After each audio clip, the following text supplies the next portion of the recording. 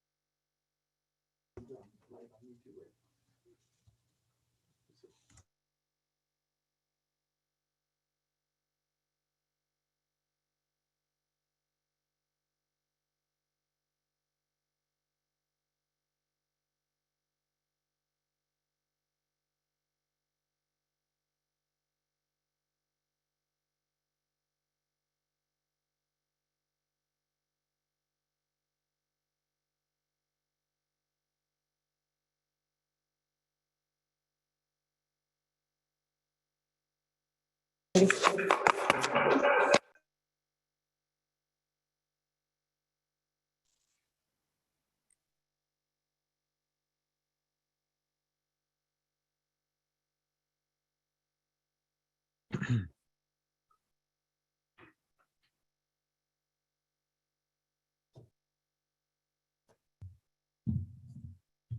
you let me know when we're good to go? All right, awesome. Ladies and gentlemen, thank you very much for joining us this evening. My apologies for the late start. It is now 6:08 p.m. The date is April the 13th, 2021. I hereby call this meeting to order. Please rise for the Pledge of Allegiance. I pledge allegiance to the flag the flag of the United States of America America, and to the republic for which it stands, one nation, under God, indivisible, with liberty and justice for all. Please remain standing, and Councillor and Mayor Pro Tem Dennis Tim Salazar, can you please lead us in an invocation? Thank you, Mayor. Dear God, we come to you this hour, asking you for your blessing and help us as we gather today. We pray for guidance in the matters at hand and ask that you will clearly show us how to conduct our work with a spirit of joy and enthusiasm, and giving us the desire to find ways to excel in our work. Amen. Amen. Thank you very much. Before we sit, please, Councillor Peggy Sue Martinez.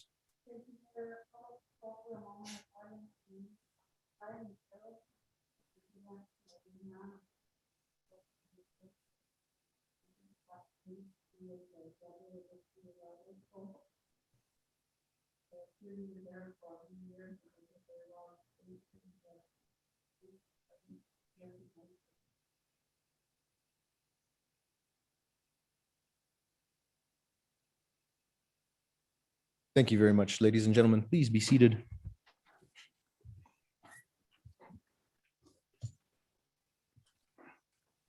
Ms. Serrano, could you please take roll and determine a quorum? Mayor Pro Tem Dennis Tim Salazar, Good evening, I'm present. Councillor Peggy Sue Martinez. Councillor Justin Salazar Torres, Present. Councillor John Ramon Vigil, Councillor Manuel J. Martinez, Present. Councillor John L. Ritchie, Present. Councillor Denise D. Benavides, Present.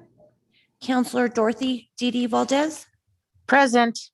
Mayor Javier E. Sanchez. Present and glad to be here. We have a quorum. Thank you very much. We'll now go on to the approval of the agenda. Do I hear a motion? Motion to second. Second. We have a motion from Councillor Peggy Sue Martinez and a second from Councillor Justin Salazar Torres. Can we take a roll call vote? Councillor Peggy Sue Martinez. Councillor John L. Ritchie, In favor. Councillor Justin Salazar Torres, In favor. Councillor Manuel J. Martinez, In favor. Councillor Denise D. Benavides, In favor. Councillor Dorothy D. Valdez, For the motion. Mayor Pro Tem Dennis Tim Salazar. For the motion. Motion carries. Thank you very much. We'll now go on to the consent agenda. We have two items. One is the March 23rd, 2021 City Council meeting minutes and the March 24th, 2021 City Council special meeting minutes. Do I hear a motion? Motion to approve. Second. We have a motion from Councillor Manny Martinez and a second from Mayor Pro Tem Dennis Tim Salazar. Can we take a roll call vote, please? Mayor Pro Tem Dennis Tim Salazar, For the motion. Councillor Dorothy D. Valdez, In favor. Councillor Denise D. Benavides, In favor. Councillor Manuel J. Martinez, For the motion. Councillor Justin Salazar Torres, In favor. Councillor John L. Ritchie, In favor.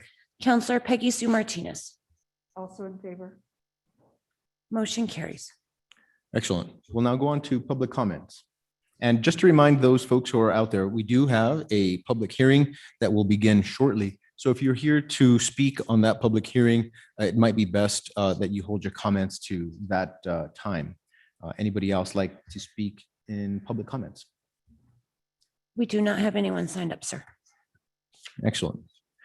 Very well. We'll now go on to councillor comments and announcements.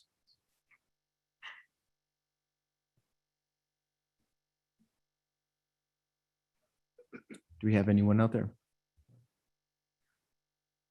Seeing none, give it just another second. We'll go directly to matters from the mayor. We'd like to recognize this month, as we do, for Autism Awareness. And we have one of our family members here at the city who's affected by this, whose grandson has autism. And we'd like to share his story in recognition of this important monthly contribution and dedication to those who are affected by autism. It's easy to slip in terms of not recognizing, and I think it's really important that we give it the due not only interest but recognition that it requires. And before us in chambers, we have a young gentleman by the name of JJ, Mr. Jeremiah Hawkins, and he's welcome to give everybody a nice wave. Hi, Jeremiah. Hi, JJ. And he's here with his family. And our very own Diane Hawkins is JJ's grandma. And so we know what it's like to live with autism on a daily basis. And we'd like to just share a part of his story before I read that proclamation. JJ was diagnosed with autism spectrum disorder 3 years ago, and he was at that time completely nonverbal. He struggled being out in public, didn't like company, loud noises, bright lights, different kinds of food, and so much more. JJ was in early development therapy before his diagnosis, but started full-time ABA therapy once he was fully diagnosed. Shortly after, JJ started speech therapy, occupational therapy, and eating therapy. These are things that we take for granted on a daily basis. And as you could expect, therapy started off really rough, but eventually he adapted. He went from crying for mama to take him away from the center to crying before he wanted to stay. So routine is very important for a child on the spectrum. Now at the age of 5.5, JJ can say the little things that most parents take for granted, even things like saying mama or dada or I love you. JJ can tell you who his sister is and who his grandparents are. He knows his shapes, colors, pictures, numbers, and his alphabet too. JJ has worked so hard, and we like to make sure that that opportunity exists for others to work hard and to try to succeed where seeming failures are sometimes, get in the way. So I'd like to read that official proclamation of the city of Espanola, New Mexico. Whereas autism affects an estimated 1 in 54 children and 1 in 45 adults, autism is a complex disorder that affects each person differently, resulting in unique strengths and challenges.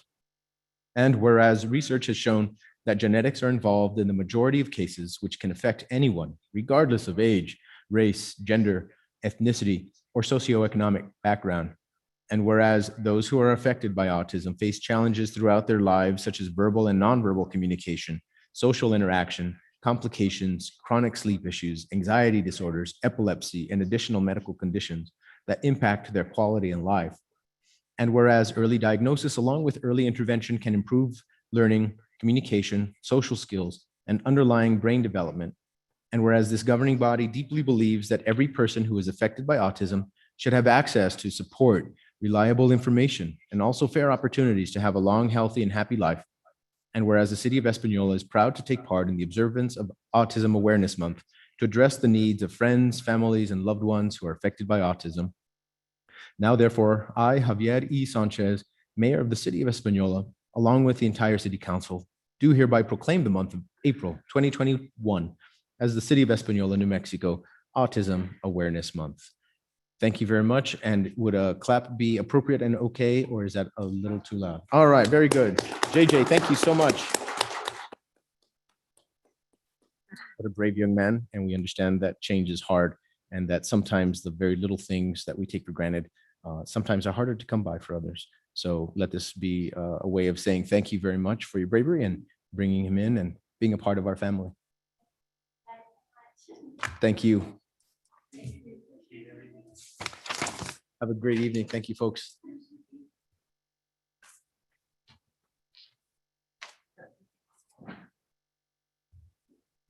Thank you very much, ladies and gentlemen, for your indulgence. A very important proclamation during the month of April.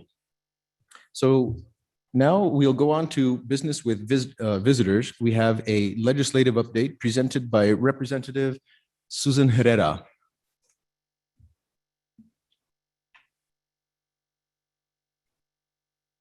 I don't see her on there. I don't either.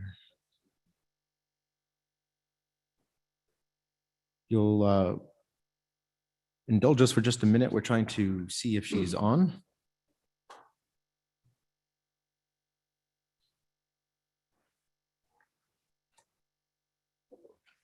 Let me know if you hear anything.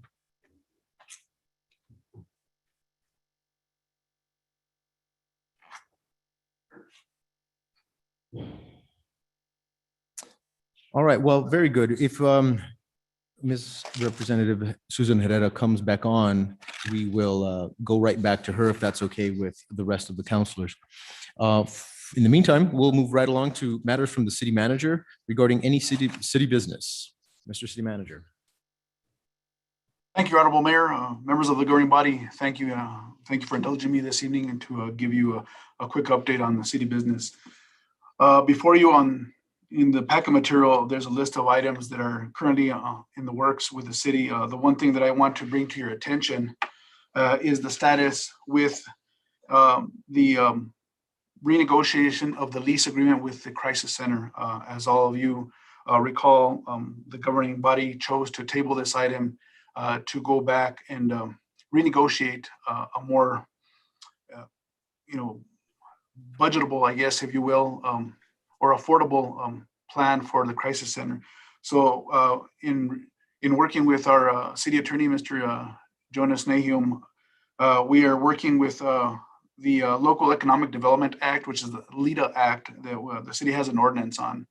That this ordinance allows the city to provide direct and indirect assistance to qualifying businesses for furthering or implementing economic development plans and projects. So we've reached out to the Economic Development Director with Rio Arriba County, Mr. Christopher Madrid, and his assistance and knowledge to proceed on this. So that's where we're at right now. I've informed Mel Sanchez, the director of the Crisis Center, and give her an update as to where we're at on that.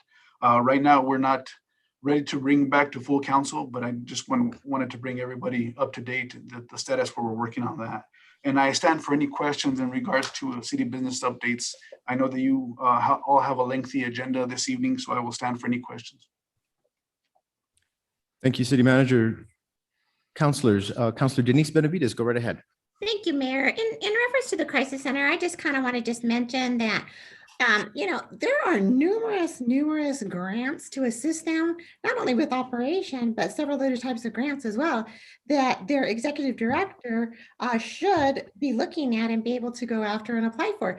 So in my opinion, I think that when we talk about discounting the fee, we have to take into account our community and moving our community forward and thinking in a business-like manner in order to be able to do that. And I think the sooner that we start doing that, the better off our community will be. I'm not saying that we don't need to assist some of these businesses, but I do believe that they need to make every effort that they can to ensure the operation of their own businesses as well. So I would recommend to their executive director to see what she has out there that she can apply for that will assist her in the operation of her own company. I think that, that's something that we need to also start letting some of these businesses know that they can do. And right now, the grants available to businesses and to individuals out there are just huge.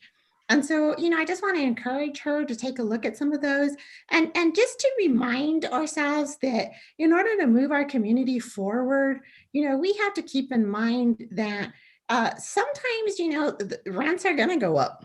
So, that's just my comment, Mayor. And again, the Crisis Center, see what they can do to assist themselves. Thank you. Thank you, Counselor. Do we have any other counselor comments or questions for City Manager?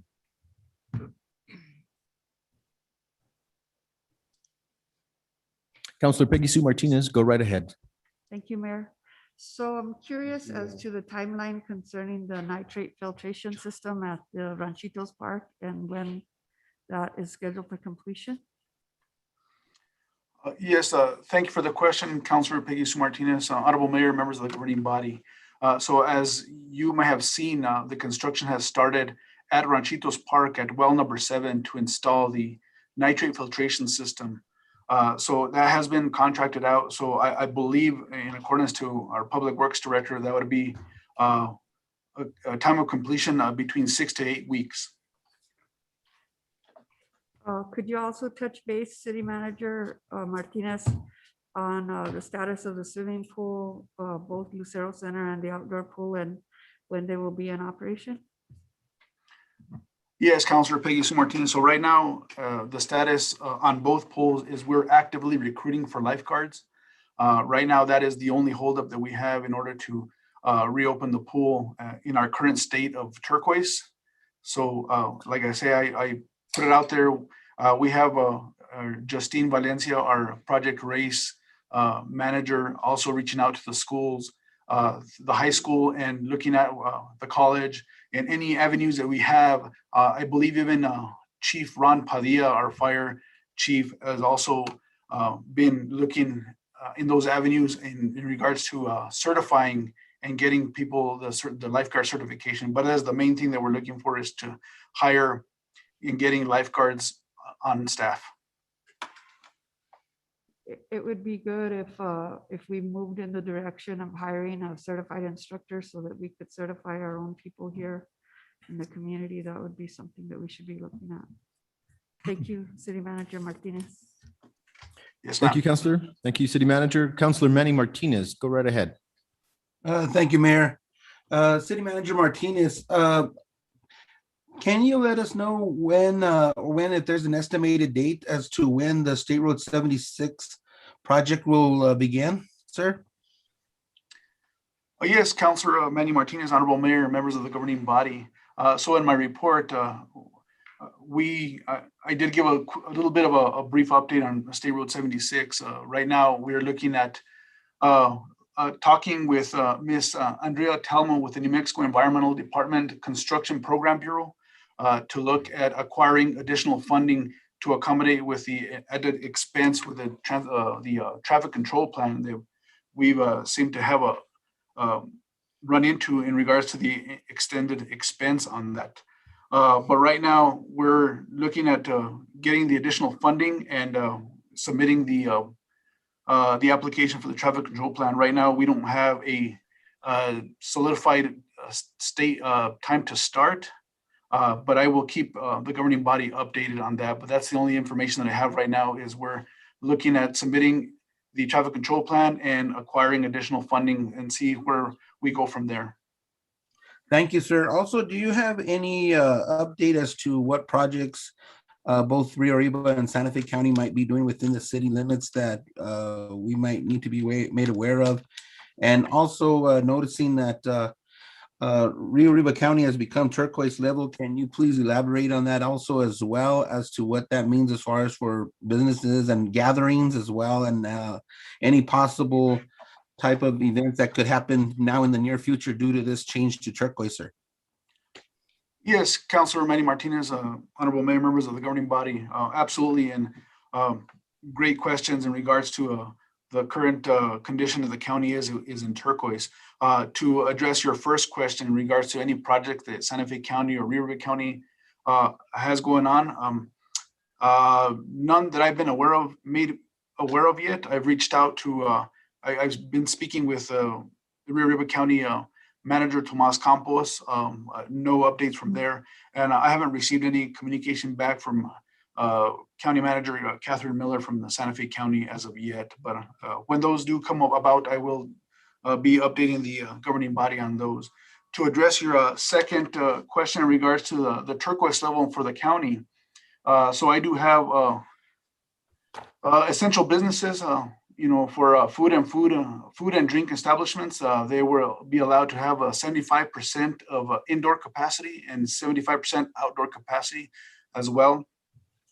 Close contact businesses are allowed to have 75% of maximum capacity with no outdoor restrictions. Large entertainment venues, so this would mean renting of any of our city facilities, the senior center, the Convento Misión. According to the turquoise level, we can allow 33% of maximum capacity for any indoor enclosed space event.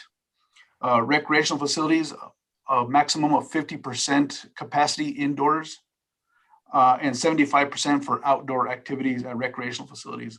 Bars and clubs, 33% of maximum capacity of any indoor enclosed space, and 75% outdoor space for these premises. All other businesses, it's a 75% maximum capacity indoor with no restrictions on outdoors.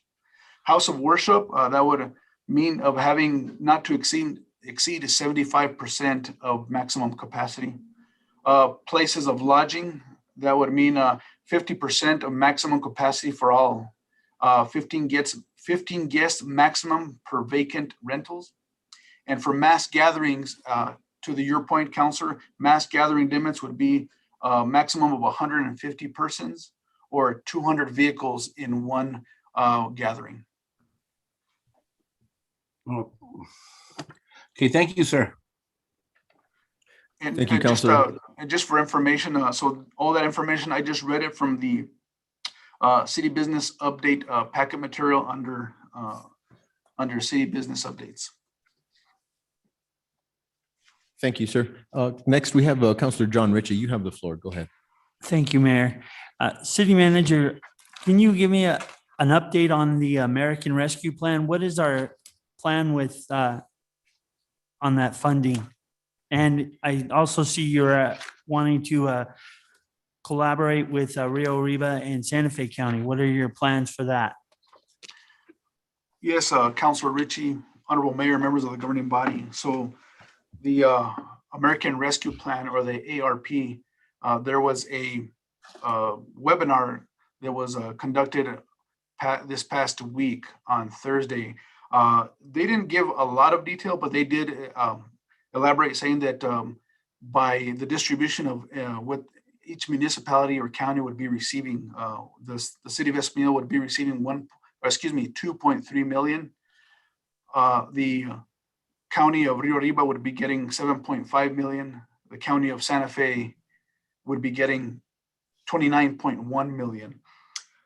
With what they elaborated, they said that the funds would be divvied out in two payments. The first payment would be within 60 days after May 11th, and the other half would be distributed within the year. For all funds to be distributed 100% by September of 2022. It wasn't very clear as to, well, they mentioned a few things as to what these funds can be used for. But there was a great Q&A portion of this webinar, question and answer.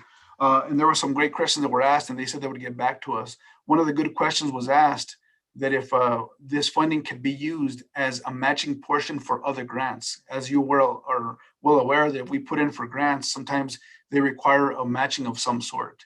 So that was one of the questions that they would get back to us. They weren't very clear on the answer, but they would get back to us to see if we could use some of this funding to reach out to get other grants and use this funding for matching funds, which would help the city in a great manner to extend these fundings, but also for infrastructure, and I believe for internet services.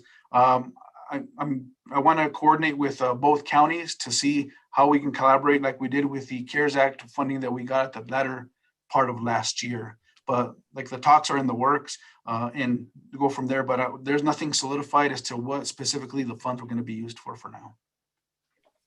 A follow-up question. Where is this funding? What department, what agency is this coming from? Is this Fed? Yes, from the federal level. And again, right now you said infrastructure and also internet. Is that the main objective of this funding, or? And I know you're waiting for more answers. Right. Well, that was one of the primary examples that some of the funding has been requested to be used for. But I believe that once we get better news or a little bit more detailed information as to how or what we can use this funding for, I'm sure that'll come down the pipe, and I will definitely keep the governing body up to date. All right. Thank you. Thank you, Mayor. Thank you, councilors. Do we have any other questions or comments? Councilor Manny Martinez, go right ahead. Thank you, Mayor. More of a comment for the city manager. Just wanted to let you know that I've had a few calls from people from the Valley Estates area, and they're very happy with the current speed bumps that were placed. They said that it has made a difference on slowing down the traffic, and they just wanted to make sure that I relayed that to you. Also, during this past weekend, we went for a little ride in after Councilor Salazar Torres was mentioning the fixing on some of the road there on North McCurdy. So we went for a nice little drive, and I have to say that those patches that they've made have really made a big improvement in that area. Also, the road work that is done on Calle Redonda up in Iliano made a very big change. So on that note, I'd like to know if we have any other areas that are being looked at to do a little bit of patchwork or fixing up some of the roads as well within the city, sir. Because I can tell you it did make a big difference. Looking at the one in Calle Redonda, it even made the people that live there, it seemed like they started to even clean their properties more. It just brightened up the area, sir. Thank you, Councilor Manny Martinez, Honorable Mayor, members of the governing body. So we are looking at acquiring other fundings with NMDOT, the MAP and co-op fundings.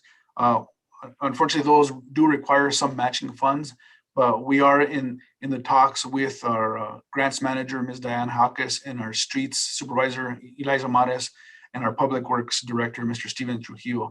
But right now, we don't have any solid plans on other projects moving forward right now. Thank you, sir. Very good. Thank you, Councilor. Thank you, City Manager. Oh, my apologies. Councilor Denise Benavides, go right ahead. Thank you, Mayor. I just wanted to give a little update to Councilor Manny Martinez's question in reference to, or I think Councilor Ritchie, sorry, in reference to some of the money that the government is putting out. The difference between CARES Act and some of the ERMAT funding is that Department of Finance, DFA, will be administering the rental portion of the funding that's been put out there for rental assistance. Unfortunately, there is no assistance that they put out for mortgages or people that need assistance with their mortgage. However, based on the amount of money distributed throughout the counties, we could, or Santa Fe County or Rio Arriba County could put together your own program. Of course, it would have to be administered to be able to have those types of services out there. I can tell you that Santa Fe County is in process, and we are in talks about separating some funding out for the next 2 years to assist people with their mortgage payments. However, we have not made a final decision on that. We're moving forward with that. I also want to give a quick update on the Santa Fe County broadband project. The project is near completion. We are meeting with Hemis Co-op next week to see if we can bring broadband not just to Santa Fe County and its residents, but throughout the entire city. So we're getting close to finalizing that project and being able to see if there's any providers out there that would like to jump on board. So that's near completion and going extremely well. So hopefully the meet with Hemis next week will be a good one. In addition to that, I'm just going to add to Councilor Manny Martinez's comments about the constituents in Calle Redonda. They're so happy. I think, or I believe, City Manager, that there's additional funding for more work to be done in Calle Redonda this coming spring. Is that correct? Councilor Denise Benavides, I'm not sure on that, but I can definitely check on that with our grants manager, Ms. Hawkes. Okay, great. Thank you so much.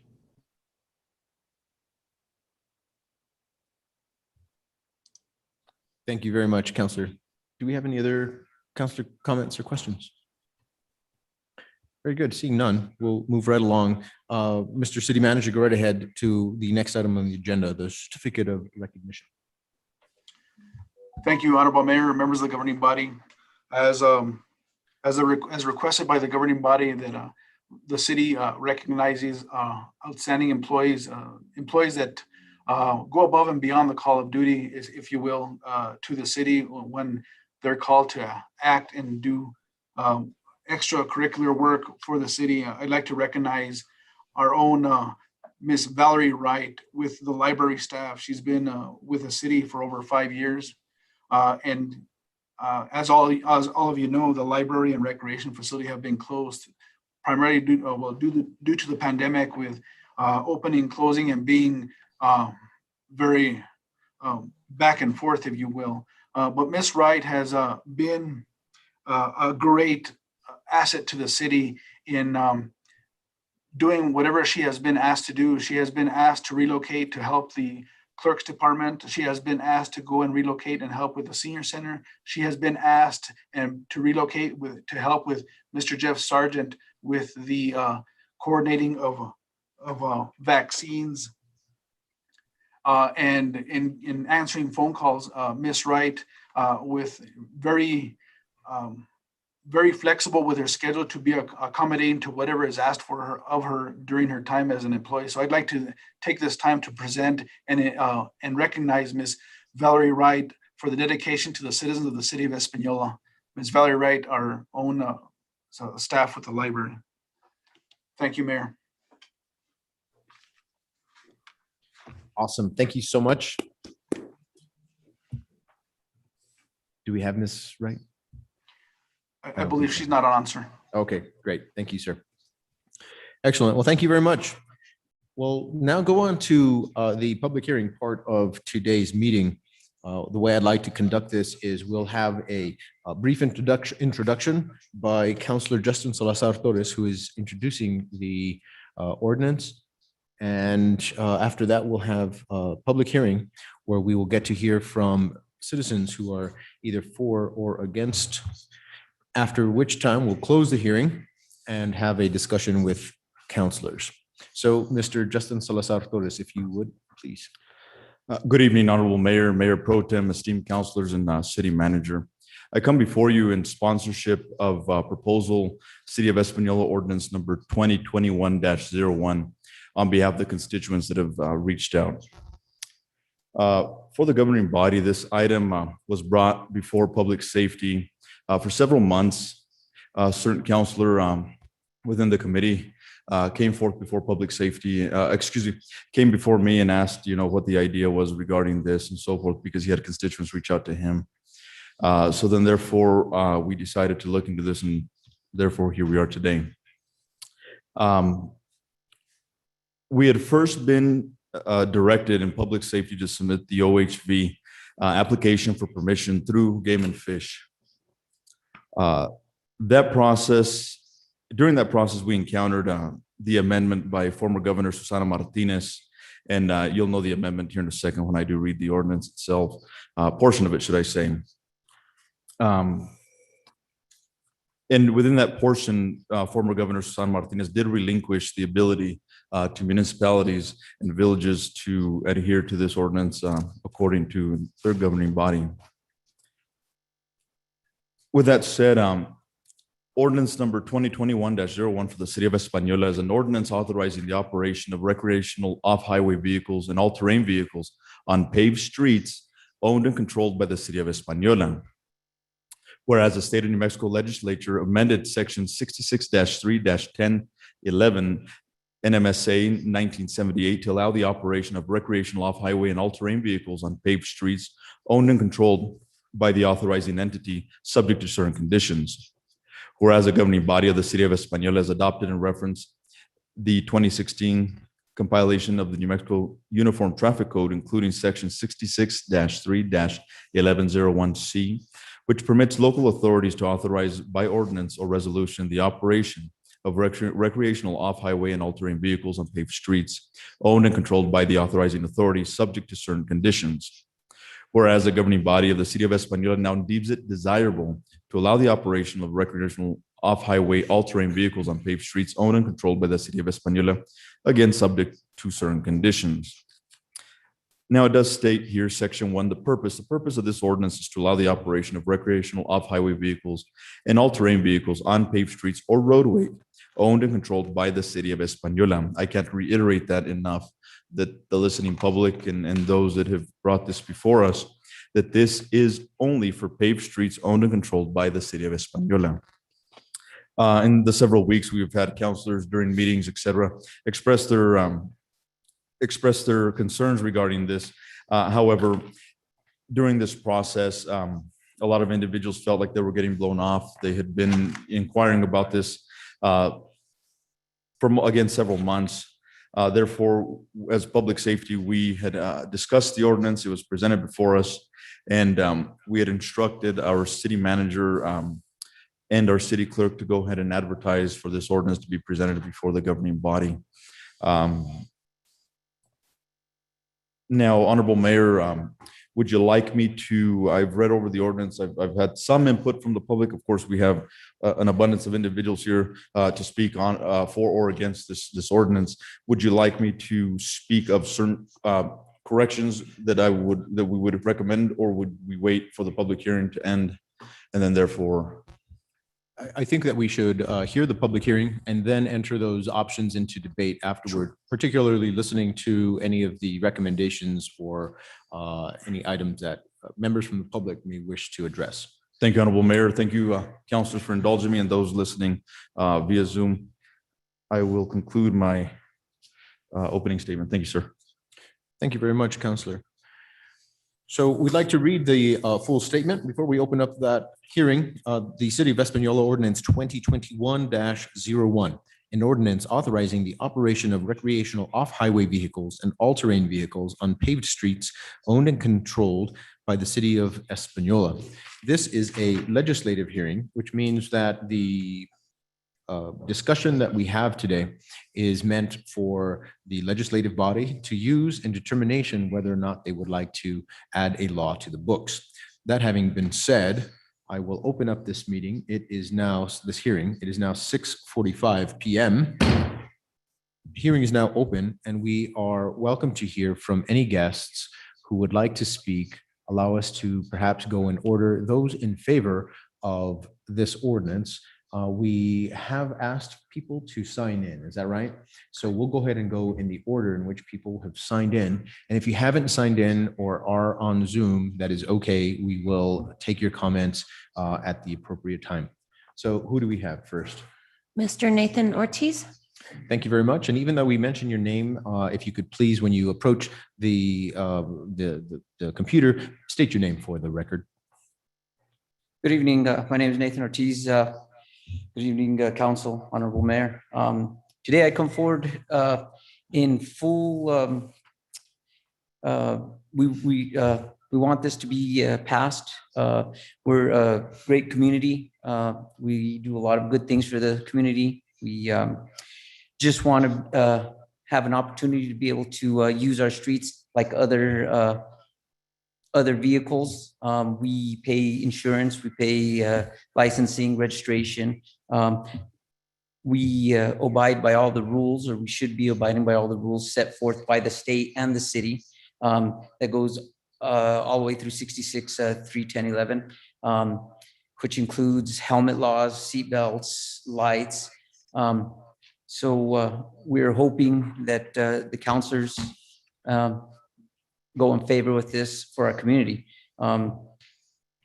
We're not out there, we're not asking this to be passed so that we can be driving up and down Riverside Drive. We're asking for this to be passed so that we can get to gas stations, get to trailheads, instead of having to load up, trailer up for a 2-minute drive across town. So that's our main reason why we want this. The UHV community is a big growing community throughout the United States. Our neighboring states, Arizona, Colorado, Texas, neighboring cities, Rio Rancho, Las Cruces. In total in New Mexico, I think there's 33 entities that are allowing this.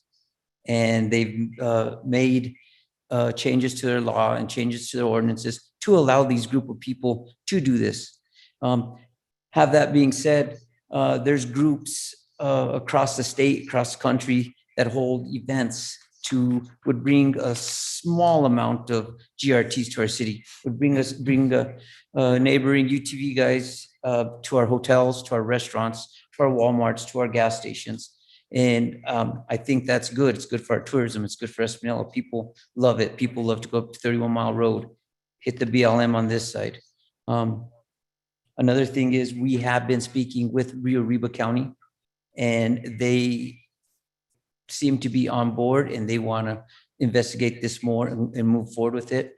Have also been talking with Commissioner Henry Roybal from Santa Fe County, and he wants to help out and do whatever he can on State Road 76 in all of Santa Fe County so that he can work with the city. So it's, one big happy family. If there's any other questions on safety or anything else that you guys might have for me, I'll be more than happy to answer or find out the answers. One other thing, there is, and as I expressed at Safety Council and to other counselors, there's huge grants that Polaris gives, Can-Am, Yamaha. Yamaha gives $1.5 million a year in 4 quarters to communities that will, for trailheads, for side street trails for these bikes. Can-Am does that also, and also Polaris. So there's a lot of money out there if this is allowed. I mean, we want to keep with the times, you know, you go all over. Rio Rancho's working on an ordinance right now. Rio Rancho's letting them on the streets right now. You know, they want to come down and ride down here, but they don't because they don't want to leave their vehicles parked on the side of the road to get broken into. Like it's happened many, many times. Thank you guys for your time. Thank you very much. And just to address a couple more concerns or questions, if any of the counselors would like to ask questions, we can do that at the very end after the hearing is closed. So you're welcome to have a seat, and then we'll continue with the conversation in one direction, and then we'll go from that point, if you're okay with that. Thank you, sir. Thank you.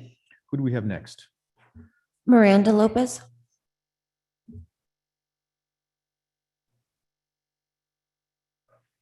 Good evening, Mayor Javier E. Sanchez, City Councilor Javier Martinez, and councilors of the governing body. I am Miranda Lopez is here on behalf of the Ordinance 2021-01 in favor of it. Many of you know that I, Miranda Lopez, is a big advocate for Espanola and the city of Espanola. You know that I would only advocate for positive things within our community. You know, being able to benefit us in many different ways, as Nathan Ortiz stated. The reason I am a big advocate for this is because we are giving back to the community as well, and not just using our streets to get from one point to another. For example, one you know, big ride that we implemented was Cameron Martinez's scholarship ride, and this was in use to raise money to give to our high school seniors at Espanola Valley High School. Another thing, my dad actually and I implemented a Toys for Tots this past Christmas, where we got probably close to 50 to 100 toys to give away to our kids of the Espanola Valley, which was in collaboration with Walter Martinez and Toby Morphine in handing those gifts out. So again, it's not just to get to from one point to another, but also to give back, because that's the type of individuals that we are. We're not here to, you know, destruct or, you know, cause any problems. As Nathan mentioned, we're here to abide by laws, rules, and regulations that the city may implement within the law. And I hope that you guys understand and that we're here to only help and benefit our community. Thank you very much. Mr. Jeff Padilla. I'm actually here for presentation for section 7. Mr. Marty Vigil.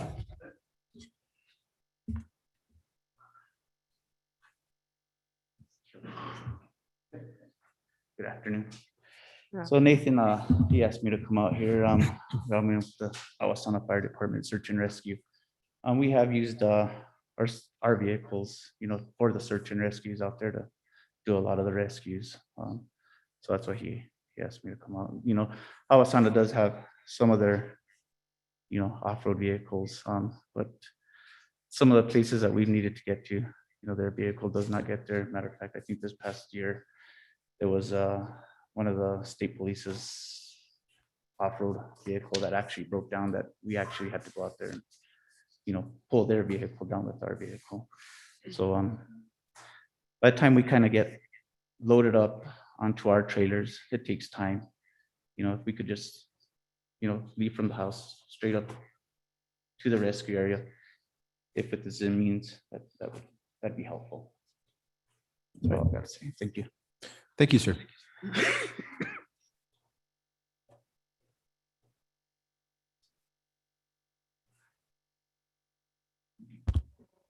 I don't have anyone else signed in for public hearing, but if there's anyone who else would like to speak, you're welcome to do so now.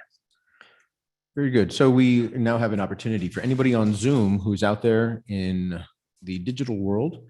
Please raise your hand, either using the system that's provided or physically. I need to be able to see a picture.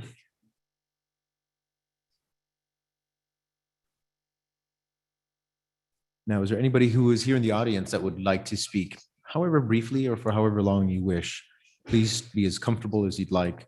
This is a very open place. So feel free to come on up and state your name and speak either in favor or against it.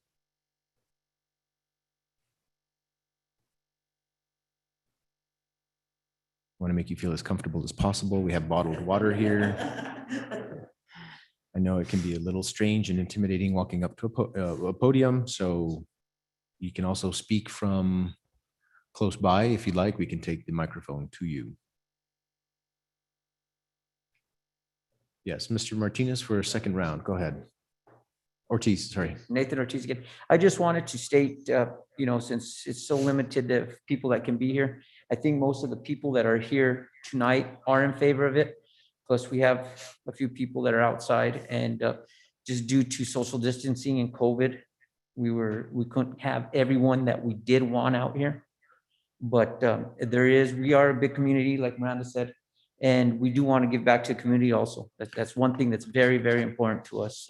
Different types of runs, different things, and like I say, I hope you guys understand that it's not just to be out there. It's just to get from point A to point B, and it's to help our community, to help the unfortunate, the underprivileged, and we're there for our Mr. Ortiz, communities. do you know if there's anybody outside that would like to speak? We can certainly arrange for that and still socially distance. I don't think so. They just showed up for support. Got it. Okay. Thank you, sir. I'll take another look here. Sure. Come on up. Please go right ahead and state your name and. Hi, my name is Mark Lopez. I would like to speak on behalf of the side-by-side community, as well as everybody that's involved with OHV, whether it be ATVs, dirt bikes, whatever. I've been involved with a lot of things that have to do with dirt biking, outdoors, out with BLM, forest land. And in the past, we've always had the problem with a lot of trash in our public areas, and it's actually pretty sad. Now there's been a big increase for us that have been out there. You've probably noticed in the amount of trash. I don't know if it's because what we're living in right now, people are cleaning at home, they're at home more, getting rid of stuff. They just choose to go throw it out. There's more washers, more couches than ever.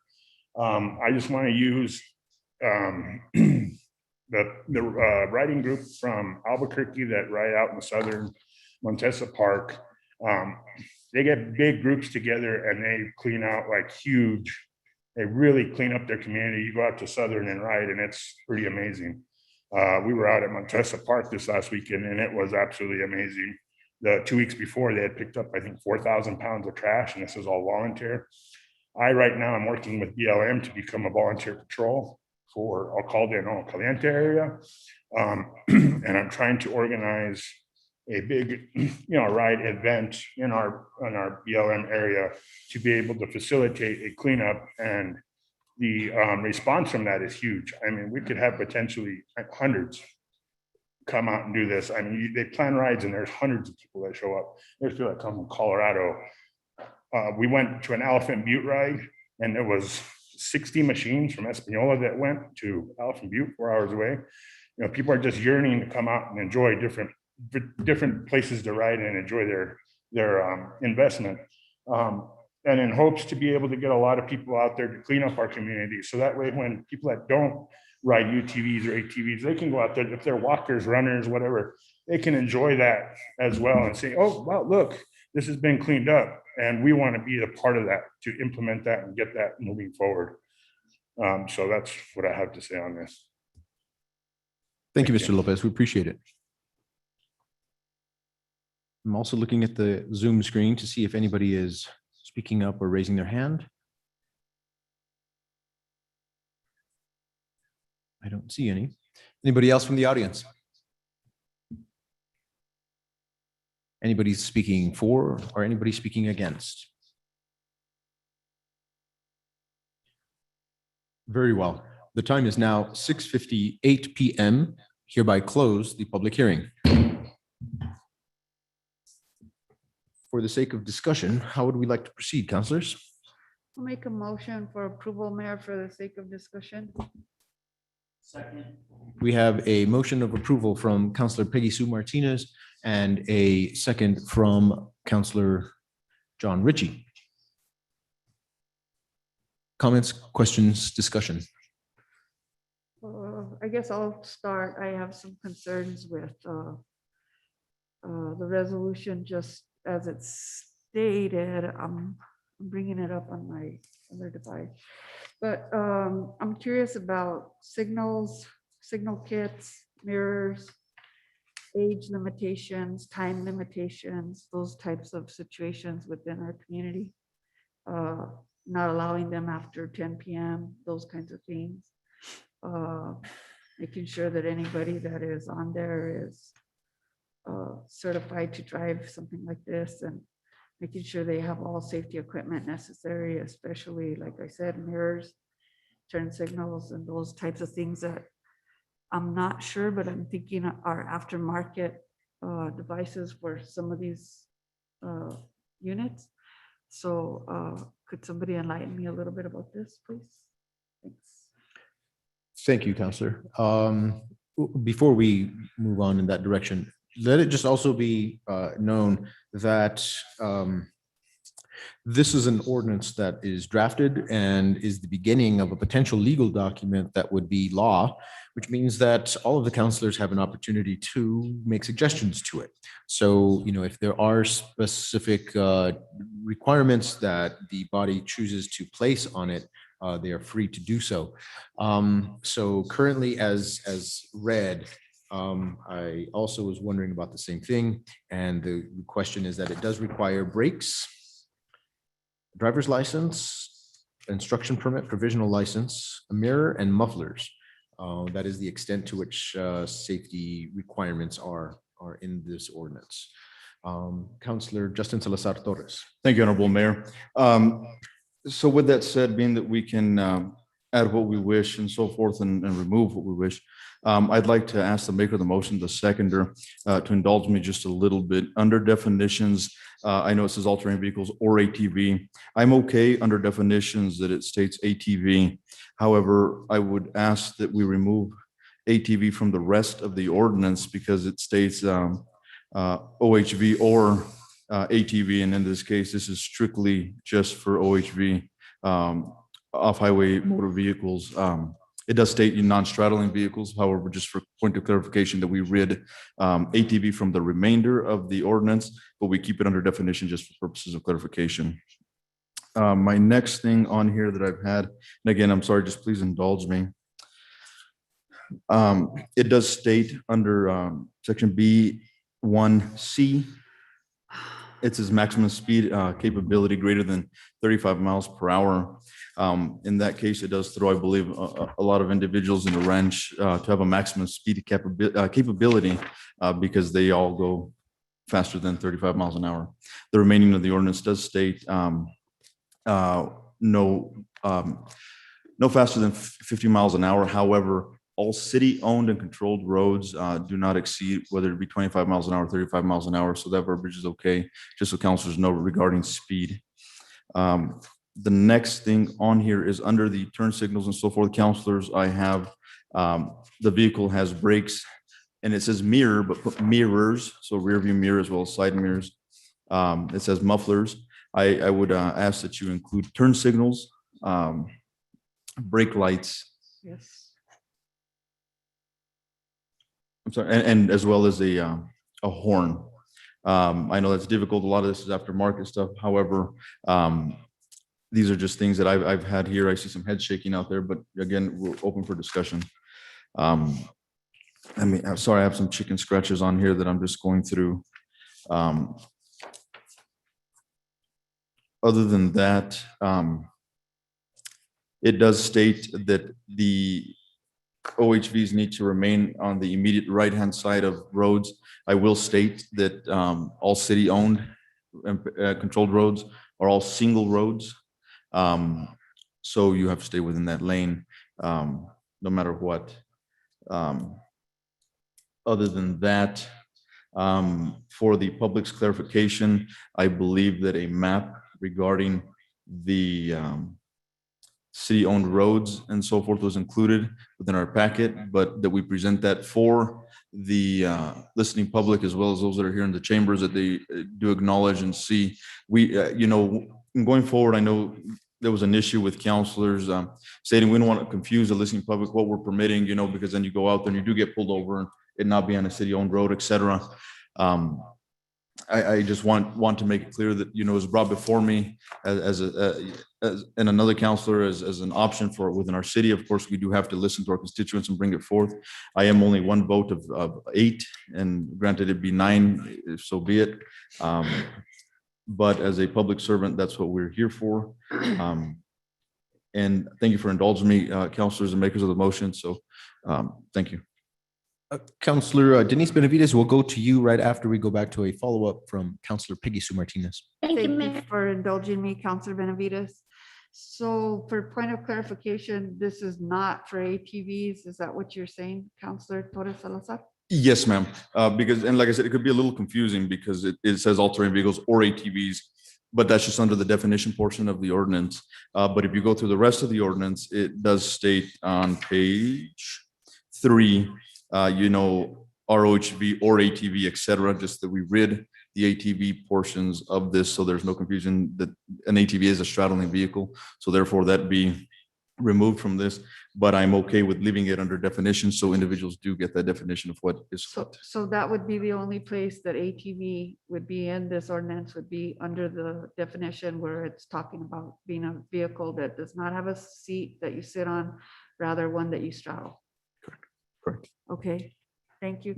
And I also agree with you concerning making mirrors plural, adding brake lights and turn signals. And I would ask the council to consider possible age limitations for those that are under 18 years old, and time limitations for everybody in the community. Thank you. Thank you, Counselor. And before we go on to you, Counselor Denise Benavides, so that I keep proper notes, we wish to have age limitations, the safety paraphernalia that we discussed, as well as time limitations. Counselor Denise Benavides, go ahead. Thank you, Mayor, so much. I think the age limitation for the law is 16, just to clarify that. And I'm happy to see that ATV, AKA four-wheelers, are being taken out. Is that correct? And also for clarification, I mean, I call them side-by-sides and they have seat belts, and it's kind of like you'd get in and sit in a car. That's what we're calling and keeping. Is that correct? Counselor Justin Salazar Torres, recommended changes. Go ahead. So, Honorable Counselor Benavides, so I would say OHV covers side-by-sides, razors, et cetera, because we can go in with the term razor, right?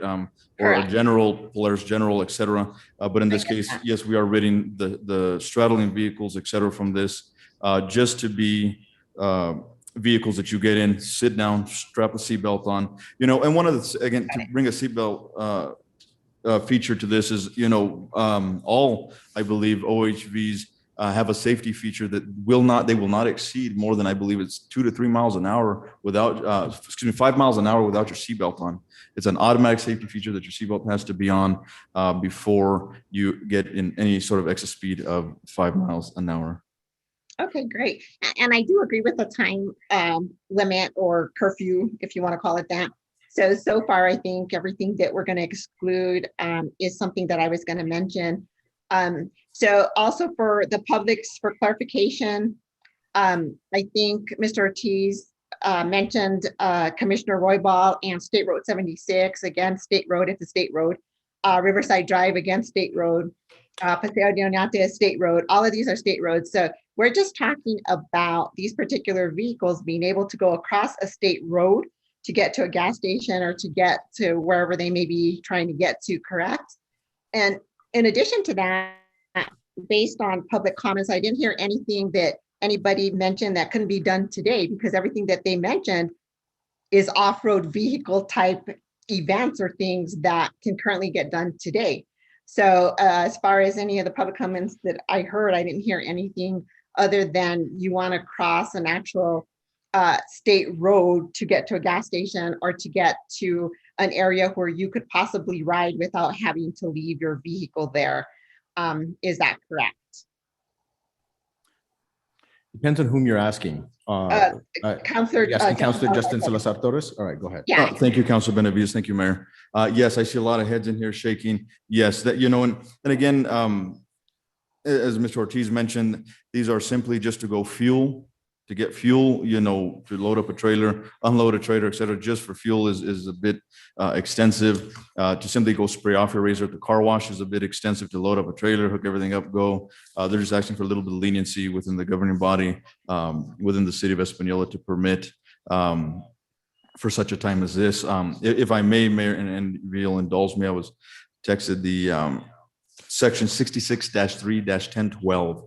And again, it's all by interpretation. I believe we have Mr. Nahum with us, but it says off-highway motor vehicles issued a validating sticker or non-resident permit may be driven adjacent to a highway yielding to all vehicles entering or exiting the highway in a manner so as not to interfere with traffic upon the highway, only for the purposes of gaining access to or returning from areas designed for the operation of off-highway motor vehicles by the shortest possible route, and when no other route is available or when the area adjacent to a highway is being used as a staging area. Such use must occur between the highway and the fencing that separates the highway from private or public lands. So Councilor Torres, I'm so happy that you read that, because I also read that. So that being said, and everybody just heard what you read, why do we have a need for an ordinance? Because what's in the ordinance you can currently do today. So that's my other comment. I mean, you just read, and I also read that today. So I guess I'm not sure why there's a need for an ordinance, because everything that you currently said that, you know, everybody in the writing community wants to do, they can currently do today. It's just that it's not happening. And I think there was confusion because I think individuals were actually riding on the actual street. I mean, they were actually on Riverside Drive. They were actually on State Road 76. And I think that brought in some confusion. So, I mean, to me, there's really no need for an ordinance, because what you just read is what's in our ordinance. And if you read further, it does further define the age. It does further define the requirements. It does further define a safety pass. It does further define a sticker that needs to be on there. And so I guess, I mean, I'm not sure why we need the ordinance when what's being asked for by the community is something that can already be done. So If I can follow up on that. Yes, So Council Benavides, it was relinquished by the state for authorizing entities, and we are an entity. So therefore, as stated in the verbiage itself at the top of the ordinance, that we're authorizing this as well, that we're okay with this, whether it be a resolution or an ordinance, it doesn't matter. But however, this is allow the operation of recreational off-highway vehicles and all-terrain vehicles on paved streets owned and controlled by the authorizing entity. So basically, we're authorizing this, saying it's all right. That's why it was brought before me. And like I said, they brought it before me, and I'm only one vote of 8. So. Well, and when I read the ordinance, I did see a lot of copy and pasting from other ordinances that I read that were out there. And the other thing, you know, I do want to thank Mr. Ortiz for calling me and having the conversation with me, but also providing me the draft ordinance, which much to my surprise he had, and us members of the governing body did not. That's a little bit upsetting to me, because, you know, I thought we had stopped doing things in that manner. And if we haven't, we should. As this governing body, I don't think that there should be anything that we shouldn't be privy to. And so the next time we do something like this, I would ask that ordinance, whether in draft form or otherwise, be sent to this governing body for review. I don't think that I should have to have a constituent send it to me. So, you know, that right there, you know, starts you off in a manner that, you know, you're already upset, right? And so, and I get what the community is trying to do, the writing community, and I'm all for having more to do in our community, because certainly there isn't much here to do. I mean, we've got several mountains back here that, you know, can be ridden on, and I totally understand that, and I get where they're coming from. I just think that, like I said, you know, the law's out there, it's clear. You know, us approving what's already out there made a law. You know, I don't get it. I feel like it's a waste of my time and energy, to be completely honest with you.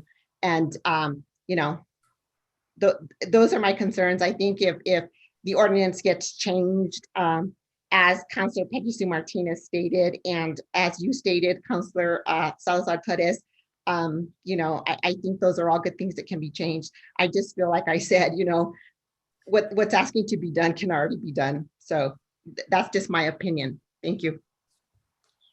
Councillor Denise Benavides, thank you for that. Councillor Justin Salazar Torres. Thank you, and Councilor Benavides, I do apologize with you not receiving the ordinance. Like I said, it's been in public safety for several months, so the Public Safety Committee did have the ordinance as well as a red line ordinance that did come back from legal for a while. So it was in committee and the ordinance was out there.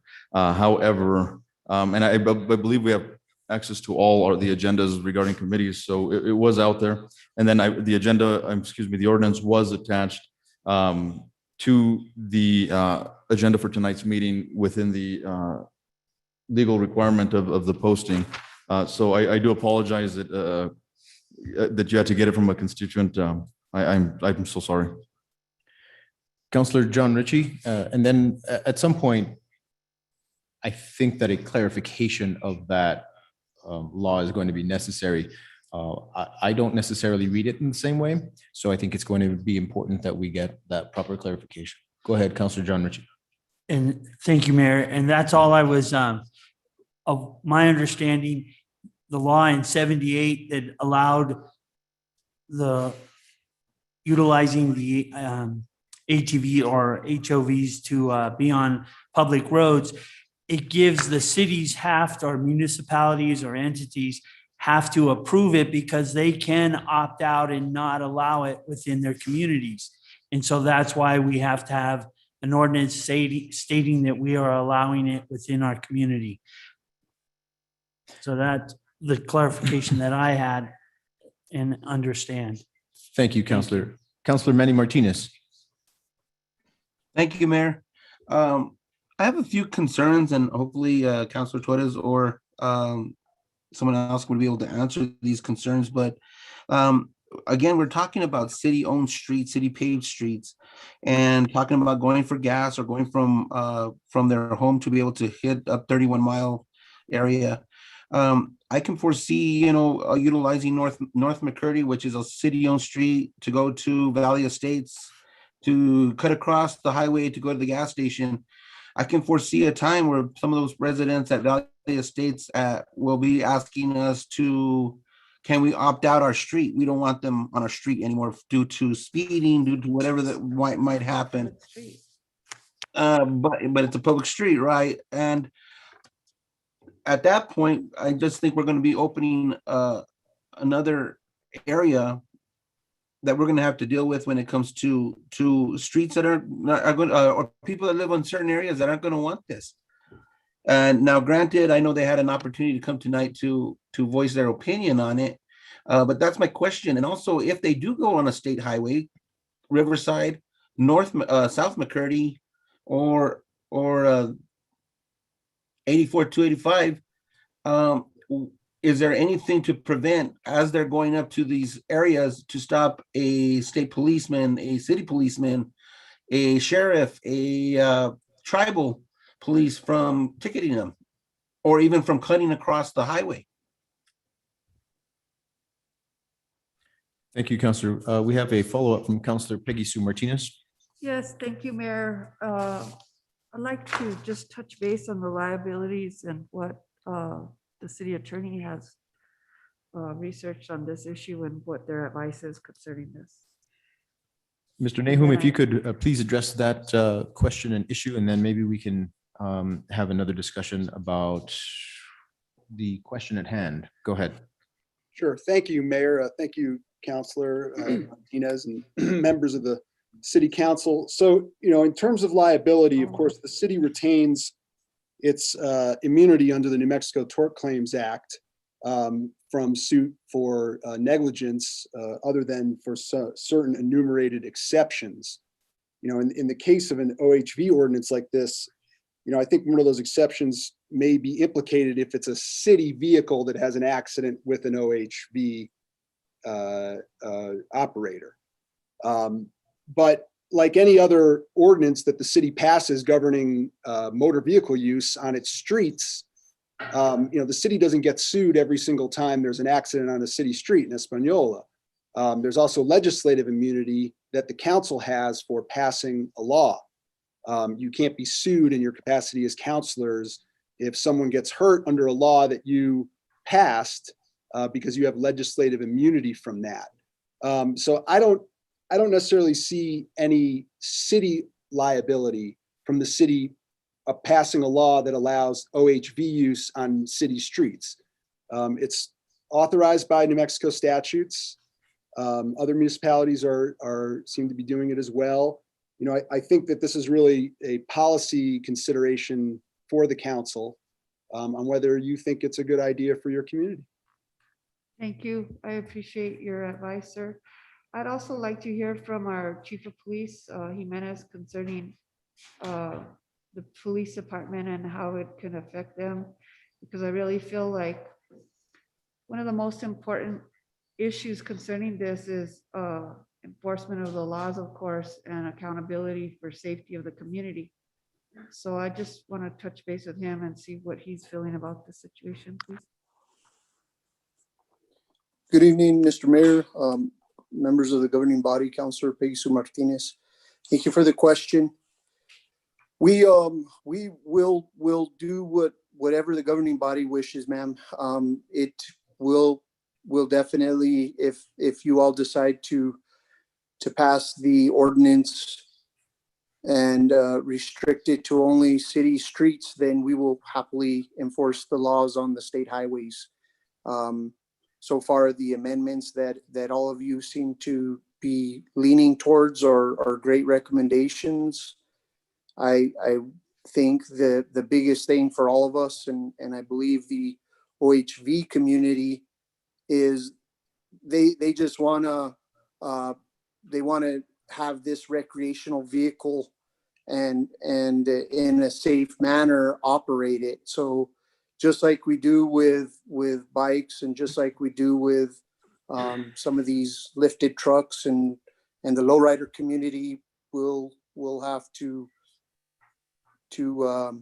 amend or adapt, to whatever the governing body wishes. But we'll happily support the governing body and enforce the traffic laws as such. So right now we've kind of been lenient with the OHV riders on the streets because we're waiting for this hearing to go through.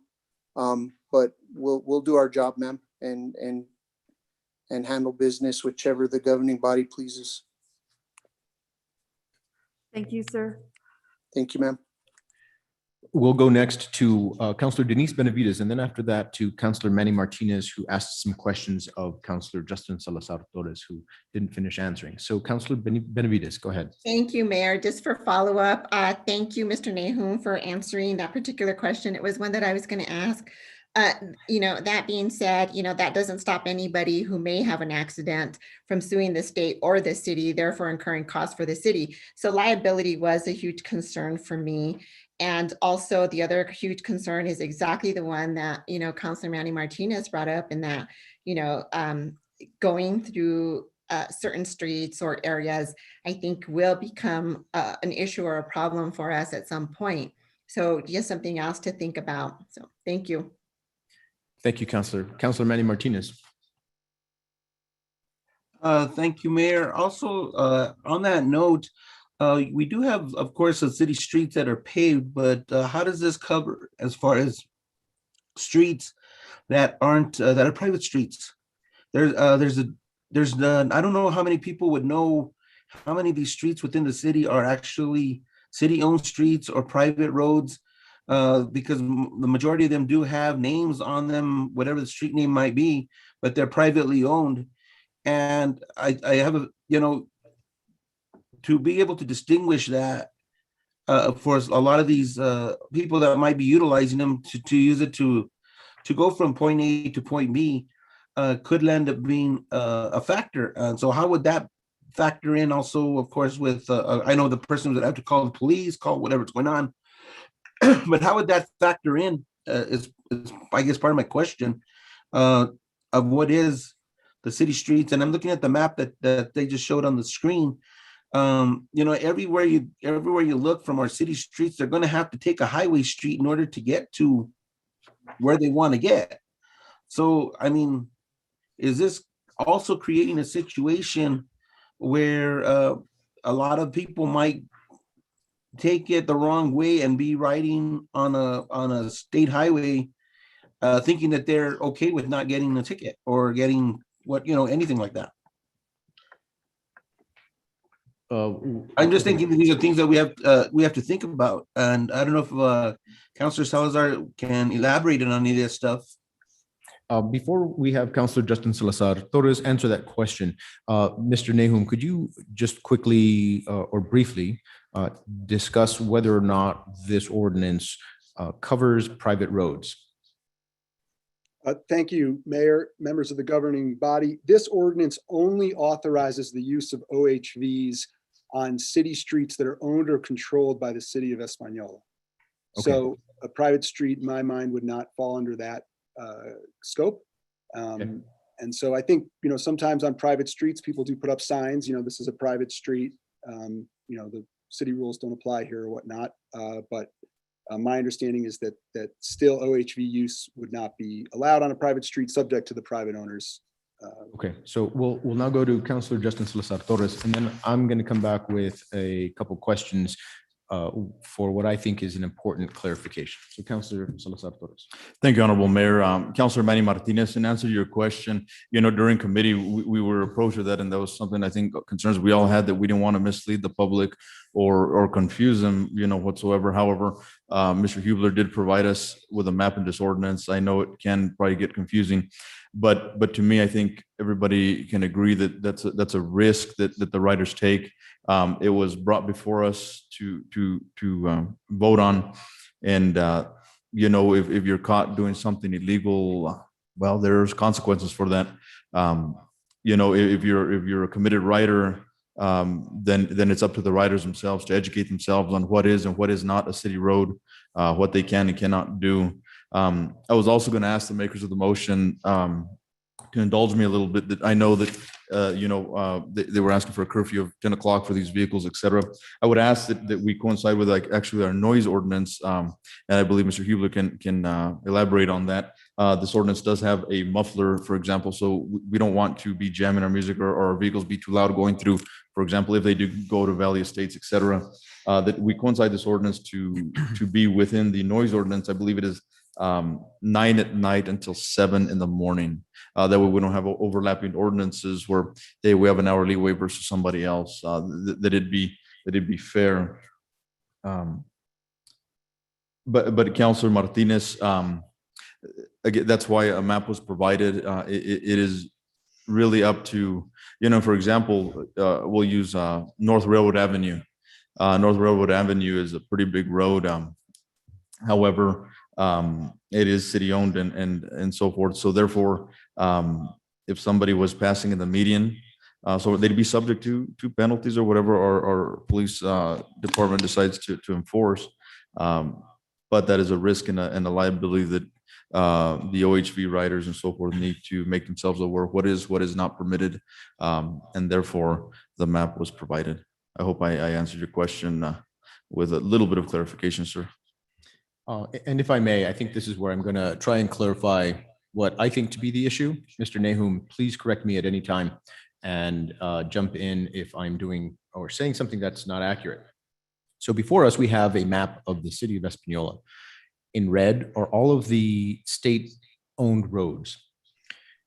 And it seems like this discussion today has taken a divergence in that what we had established to be clear was that this ordinance could clarify only the use of OHVs on city streets, because driving these OHVs on state streets, namely anything in red, is illegal. Then it was brought up to us that perhaps it isn't illegal given section 66-3-1012. I think the confusing statement is here. We're off-highway motor vehicles. Give me that law again, Mayor, please. It is 66-3-1012.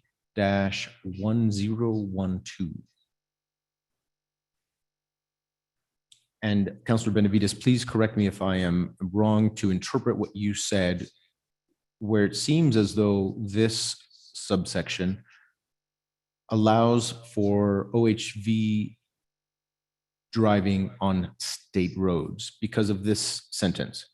Off-highway motor vehicles issued a validating sticker, so on and so forth.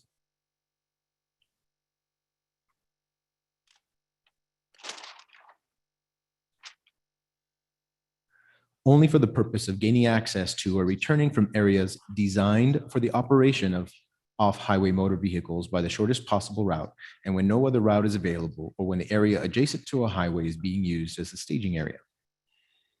Makes it sound like these vehicles are allowed on state roads so long as they do it for a short period of time, so long as it's the shortest possible route, and when it is adjacent to a highway staging area. I'll take, what's the word that I'm looking for? I'll take issue with thinking that we can still allow these vehicles on state roads. In other words, I think we need to at least have consensus, either within the council, but also from our attorney, about whether or not driving these OH vehicles on state roads is permissible. Councilor Benavides, did I accurately point to what I think is a potential point of issue?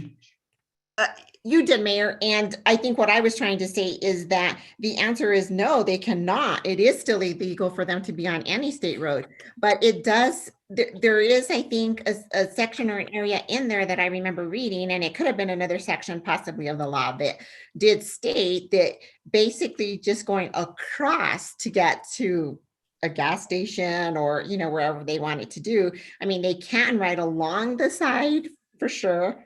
So maybe Mr. Nahum can, you know, correct me if need be. Okay, and we'll go on to that because what I have read is very clear, and it is in our ordinance here. It is on page, give me just a second while I read this.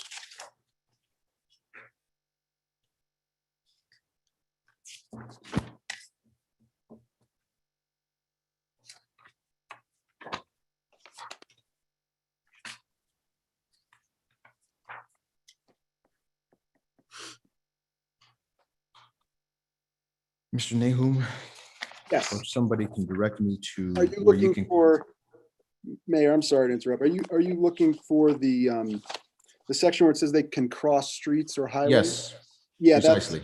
page 3, paragraph C. Okay, so let's just read that. Off-highway motor vehicles may cross streets or highways, except limited access highways or freeways. We don't have any of those. If the crossing is made after coming to a complete stop prior to entering the street, off-highway motor vehicles shall yield the right-of-way to oncoming traffic and shall begin a crossing only when it can be executed safely, and then crossing in the most direct manner as close to a perpendicular angle as possible. So this addresses only crossing a state street directly onto the other side to another city street if it's permissible. Is that correct, Mr. Nahum? Yes, that's correct. So it doesn't really give the option to drive along the side in order to get to a gas station or anything like that. Is that right? That's correct. Okay. So these are just things that we need to consider when moving forward with these thoughts and how we wish to move forward. One other thing that I wanted to just point out, and by all means, we share this excellent discussion, but let's go back to that map if we could.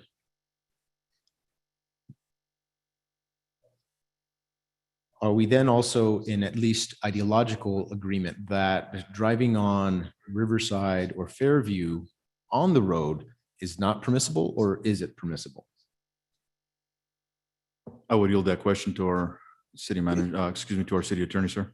It is not permissible to drive OHVs on state highways. Your city ordinance only authorizes it on city streets. And that's really the only authority the city has to make that possible. In other words, the state statutes still say, and I read them still to say, that a person shall not operate an off-highway motor vehicle on any paved street or highway, except as provided in the exceptions, of which one of the city is taking advantage of tonight and discussing whether they should make that exception. But according to the state statutes, a person shall not operate an off-highway vehicle on a paved street or highway. Now, this section that was brought to the council's attention tonight, 66-3-1012, I find that section vague. I don't really understand what it's restricting. At the most broad sense, it seems to allow OHV use on highways and state streets, state highways, as long as the user is going directly to a location that's used for OHV. But in my mind, what I'm thinking is what this is that you drive up to your trailhead and it's full of trailers for a half a mile down the road, and you have to take off your OHV down at one end of the road and drive the half a mile back to your trailhead. I have a feeling that's what this provision is allowing them to do, because the statute's clear that you're not allowed to drive on paved streets or highways, except as in these enumerated exceptions under 1011. 1012, and perhaps we need to hear from the OHV community as to how this section has restricted them or not restricted them in practice. Because just reading this statute in a vacuum, I think it's, a lot of these words aren't defined. Highway isn't defined in the statutes. It's used elsewhere. It says paved, you can't drive one on a paved street or highway, but they're making a difference between a highway and a paved street. They're two different things.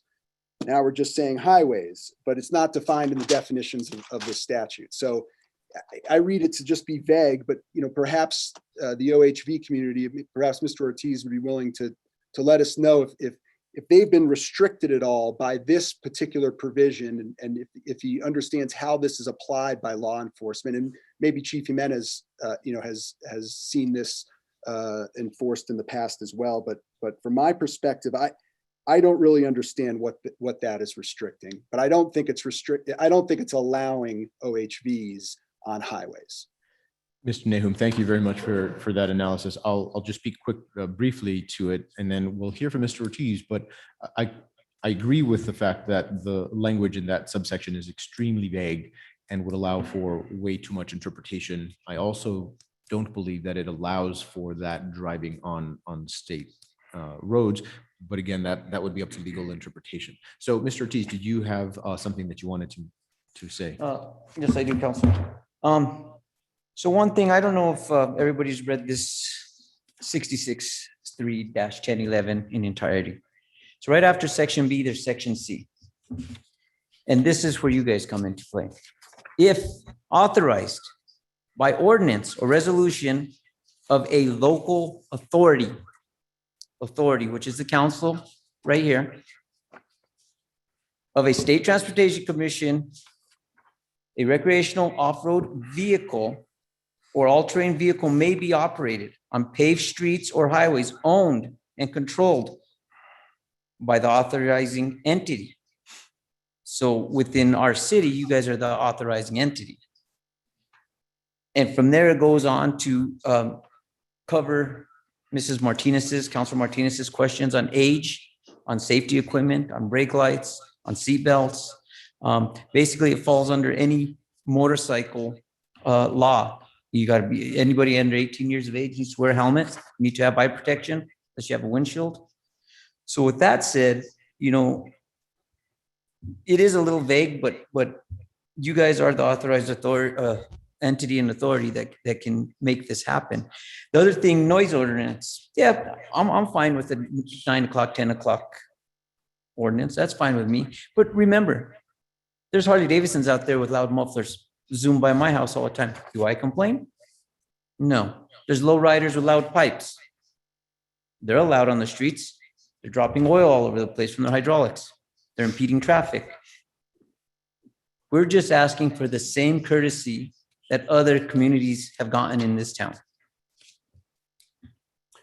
Thank you, Mr. Ortiz. Appreciate the clarification there. Mr. Ritchie. Thank you, Mayor. I just wanted to clarify, the reason we brought this forward was that we were allowing that we have the ability to authorize use on our streets. And again, it's clarified what is authorized and what is not. And it was stated earlier that those who are operating these vehicles have the understanding of what they can do and cannot, and they will pay the consequences of their decision and their actions. And again, we have that today in our general operation, speed limits. Do we all follow the speed limits? If we don't, we're going to pay the consequences. So the clarification is we are allowing them to utilize streets operated or controlled by the city of Espanola, and that is it. Whatever else they do, that is on the operator. And that's all I need to say. Thank you, sir. Thank you, Councilor. Councilor Justin Salazar Torres. Thank you, Honorable Mayor. Also, to piggyback off of what Councilor Rich has stated, if Councilor Peggy Sue Martinez, as well as Councilor Rich, as the makers of the motion, would indulge me in also amending the ordinance to include this map, the city map of what is city and state roads. Again, for purposes of clarification, because that is, if I didn't have registration on my vehicle or insurance on my vehicle, that's something that, I broke the law, right? So therefore, it's stated in here what's needed. And with that said, I just would like the map included in the ordinance should this become part of our ordinances. Thank you, sir. Thank you, Councilor. So I just wanted to make those points so that everybody's on the same page, so that we can move forward at least with the recognition that should this go through, everybody is in complete understanding, should this go through, that driving on state roads is absolutely not applicable and not acceptable. And let me go into that statement one more time that Mr. Ortiz read. If authorized by ordinance or resolution of a local authority or the State Transportation Commission, a recreational off-highway vehicle or an all-terrain vehicle may be operated on a paved street or highway owned and controlled by the authorizing entity. It has to be owned and controlled by the authorizing entity. So I think that's the language that's important here when we recognize that state roads are neither owned nor controlled by the city of Espanola. So that at least having been recognized, I want to further any discussion or debate, hopefully with that understanding. And if councilors feel that I'm perhaps incorrect, please correct me now, and let's at least have that continued discussion. I want to follow through, Mayor, please. Councilor Peggy Sue Martinez, yes. This is the reason that originally I thought the way that this was going to be handled is that we were going to go to the state to get an exception to allow in our community. Again. I really felt that that's the way it should have been handled from the get-go. I really feel like specific to Espanola and the way that this map shows how the state really controls the major byways in our community and how we're sort of locked in around all of that makes Espanola specific to being one of those few communities that absolutely deserves that exception from the state because of the way that the state highways are all within our community, and a person's hands are almost completely tied by that map. I mean, like I stated in an earlier meeting, if you're looking at Prince Ranch, a person that comes off of Prince Ranch automatically can't really move anywhere except for across, and maybe not even, because you'll have to travel up to railroad or up to the highway to get gasoline. Either way, you'd have to go, you have to be on that state highway. Same thing with anybody off of Riverside Drive or anybody in the El Llano area, they would have to get on a state highway to get gasoline. So I really feel like it's important for the city to follow through with this, apply for the exception. Other communities have gotten it. We can do this, but we need to do it in the right way. And I do agree with you, Mayor, that it does say streets owned and controlled by the city of Espanola. We do not own those roads. Unfortunately, we just don't. And I do think that this sets us up for that special exception if we apply for it. So I think that's the next thing. I think this is the first step, and then we follow through with having the staff follow through and apply for that exception and see what the state thinks about that possibility, because this map still ties all these people to only certain areas. And it's really difficult to even get gas when you consider where these people will be driving this if you exempt all of the red lines. So I really feel like it's important to follow through with this, direct the staff to go ahead and apply for that exception. And let's try and get this done. I really feel like this is important to economic development. I think it's important for these people to all recreate around us. The comprehensive plan does call for trailheads down the road. I think this is part of that. And I really feel like they do provide the city of Espanola with some very important support in different areas. And I think that that needs to be recognized. And I really feel like it's unfortunate that we're still in the middle of this and we can't seem to get over the hump and get it done. So that's my recommendation, that we go ahead and continue and follow through with this. Mr. Ortiz, for a final comment, perhaps. Yes, I have one more question, one more concern. I'm just a little bit surprised how the red lines, you don't want to allow us and don't want to make exceptions to where, as I interpret it, 66, 310, 11, strictly, I mean, it states that it can be done. Okay, that there's ways to get this done, either through things that Councilor Martinez said, or just with the governing body doing an ordinance. So they can give us a ticket for crossing one of those red lines or riding on one of those streets. They can, but if there's a low rider impeding traffic or a truck that's too high or too wide, are they going to treat them the same?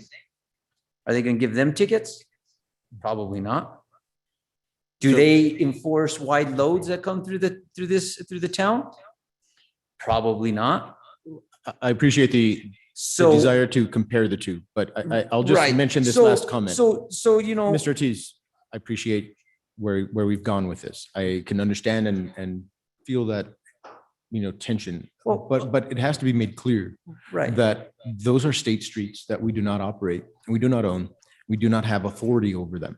So I think Councilor Peggy Sue Martinez is making the right making the right decision to try and help, so that we start off with a particular movement and then request that from Department of Transportation. I disagree with the idea that we do have the authority to do so, because we don't have any authority over state roads. So that having been said, I think we appreciate the comments, and we'll go on to further councilor discussion, and then we'll take a vote at that point. And lastly, I think the OHV community came to you guys as constituents that trusted within the council.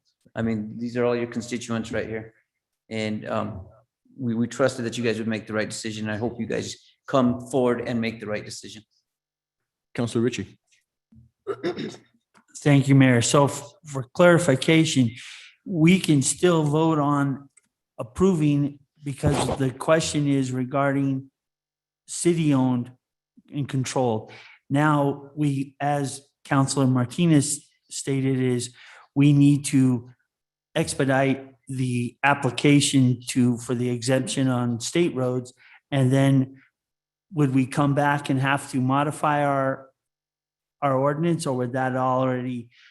No, Because if we've received that, in my opinion, and I don't have the answers, but it would seem that the approval from Department of Transportation would fall under that ordinance rather than be in addition to or on the side of. Okay, thank you. Councilor Justin Salazar Torres. So for point of clarification, are we stating that this be a start to it, and then we move forward with the application for the exceptions of everything in red? basically. Oh, in other words, the current motion would be for everything but red, Everything but red. and then continue with the request to Department. So it'd be everything but red, of course, with what I've asked the mayor regarding mirrors, We'll clarify all that before we stuff. do that.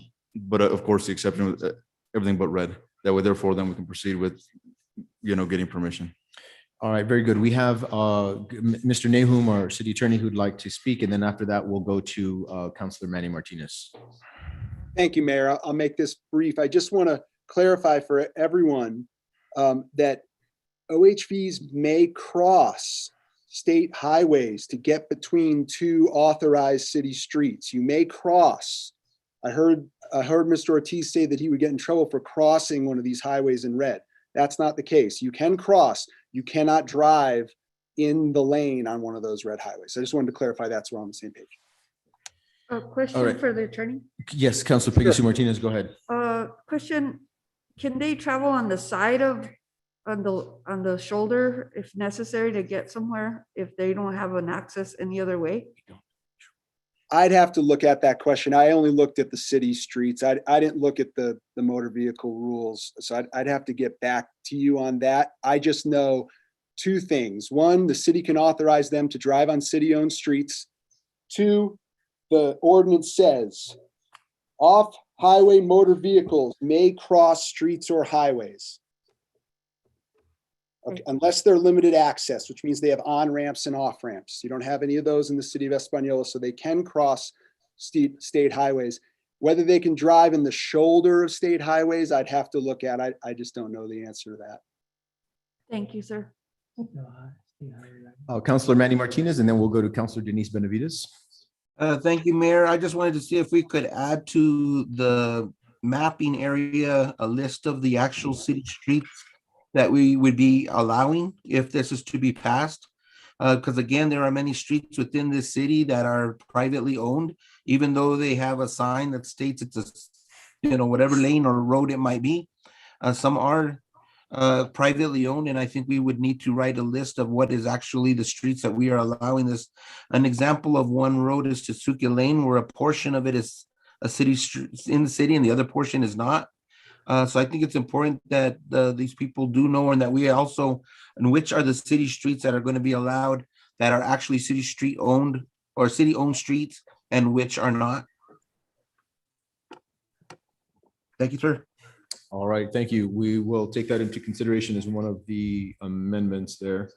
Councilor Denise Benavides. Thank you, Mayor. I was just going to thank Mr. Nahum because I think that's what I said just 20 minutes ago. And here we still are talking about the same thing. I feel like I'm talking to myself over here. It's like exactly what it says. They can still cross. And that's what I said a few minutes ago. So, I mean, I guess the only thing we would be doing is allowing them on an actual city-owned street. Correct? So, I mean, there's so many things that need to get updated in this ordinance and corrected. And I do agree with Councilor Peggy Sue Martinez, which I stated probably 2 council meetings ago, that I asked that question to city manager. The last that I had heard, we were going to apply to the state so that we could get that exception. I mean, here we are 2 months later and it's coming up again. So, I mean, Mayor, it's such a waste of our community's time. I mean, these are things that have been brought up. It just floors me to no end. I'm sorry, but it does. These are things that we could have gotten done. We could have been here today already, hopefully with that exception from the state. I mean, I asked that question probably 2, maybe 3 council meetings ago. So, I mean, it's frustrating. Councilor, I'll just mention, I think this is the first time that the full city council is hearing this. Is that right? But yeah, certainly things could have been done at the committee level, I suppose. I certainly did ask the question, Mayor. Believe me, I did. Got it. Councilor Justin Salazar Torres. Thank you, Mayor. I'm looking at fellow councilors that are on the committee, but I think we've prolonged this, and yes, I agree, Councilor Benavides, we are going over this over and over again. But again, all we're doing is permitting OHVs on our city-owned streets. I know you've stated that there's a lot that needs to be amended to this. That's why we can make amendments to it, to it now. And I think we've all stated that. I've asked the makers of the motion. If you have any amendments you'd like to make, I'm sure they're more than welcome to hear them. But to make it simple, we did bring this for the application and so forth before the committee. Mr. Ortiz and I had been speaking for months regarding the application, and because we ran across the legislature amendments regarding this, we saw it deemed that it be only permitted on city streets, and then therefore, if we need to cross, well, then therefore we are permitted to cross. But as a municipality, we're only permitting on city streets is all that these folks in here are asking for. Okay, so Councilor Peggy Sue Martinez, go ahead, and then we'll wrap this up so that we can continue yeah, discussion. get ready to wrap it up. I think we should consider whatever amendments need to go in concerning time. I'd like to hear from other councilors about what they feel about time restraints, and then everything else that has been mentioned, of course, as far as safety equipment, seat belts, helmets for anybody under 18, turn signal kits, mirror kits, brake lights, and a 35-mile-an-hour limitation on. If I may, Councilor, I'll go over the list that I have, and if there's anything that I'm missing, Okay. I'll ask you to continue that. So Okay. if we're okay with that, what we'd like to discuss are age limitations, time limitations, curfew, striking ATV from all language. We don't even need the definition because it's up to, we'll leave that up for discussion. Then we're looking at safety issues. We're looking at adding the map that is currently up to the ordinance and the names of all the streets. Are there any issues here that I failed to discuss or changes that people would like to make? Okay, seeing none, let's go to age limitations. And I think that these are twofold. One, the driver as well as passengers. So why don't we open that up for discussion? Councilor John Ritchie. Thank you, Mayor. My recommendation is that driver 18 and above and passenger 16 and above. Those are my Okay, that's recommendations. one recommendation from Councilor John Ritchie, drivers of 18 and passengers of 16. Councilor Denise Benavides, go ahead. I agree with that, Mayor. I think that's what the law states, that nobody under 16 can actually be a driver. So I agree with those. And just so that you know, Councilor Ritchie's statement. repeat, it is also passengers not younger than 16. Correct. Okay, Councilor Justin Salazar Torres, go ahead. So you guys are recommending no riders younger than 16, is what I've heard. I see a lot of heads in here with, I think everybody's got kids, and bump seats that these companies sell for the middle of the razor that are 4 or 5 point harnesses that protect most than anything. So I would ask that you consider that these parents, grandparents, aunts, uncles, take their loved ones if they'd like on a ride. With, of course, like I said, razors do come with bump seats, etc. Permitting children as small as 3 years old and younger or older to be in these. So please consider that bump seat and 5 point harness. They come with consideration, not to limit it to 16 years or older. Councilor, what would your recommendation be on passenger age? Passenger age, that you follow the state statute regarding helmets, etc., that there be no limitation on age. So only for drivers, baby seats, etc., only for drivers, that there'd be an age restriction. So no age restriction on passenger. On whatsoever. passengers, exactly. That's Councilor Justin Salazar Torres's recommendation.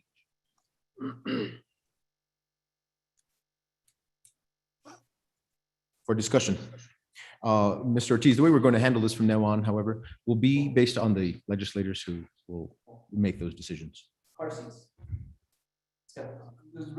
Like I said, Mr. Ortiz, I appreciate the discussion, but I think now we've heard great amount from the community, and it'll be up to the councilors to make that decision. So we have the option to go with a passenger of 16 or under, fewer, all the way down to 0 restrictions. Do we have any councilor comments?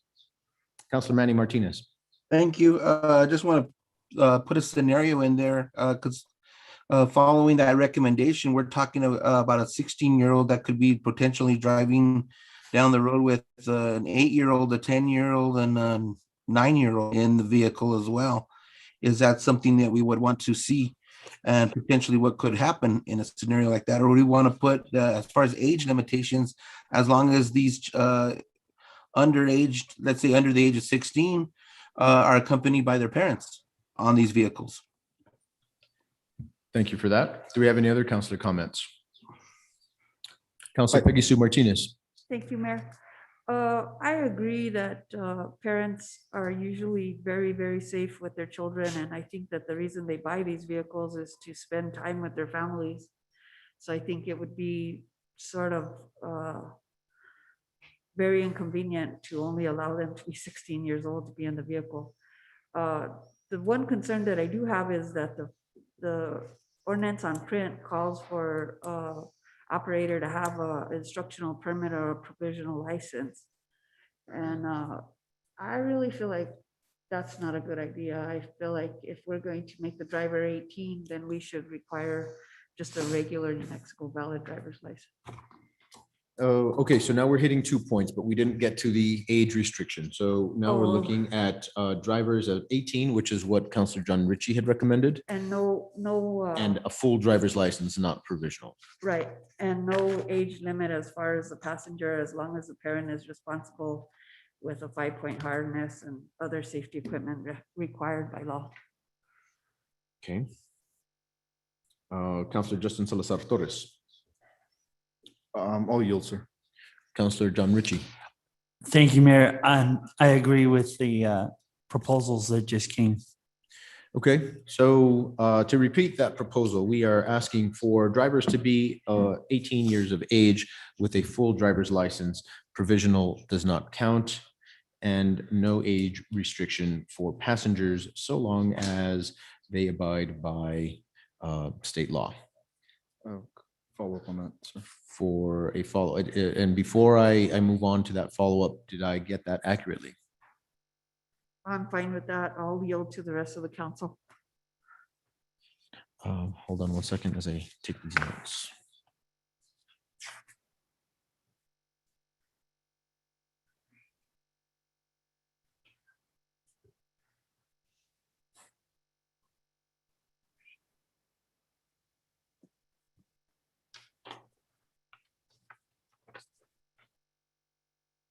Councilor Justin Salazar Torres. Thank you, Mayor. I like what Councilor Manny Martinez had mentioned, will be drivers at 16 with a parent with them.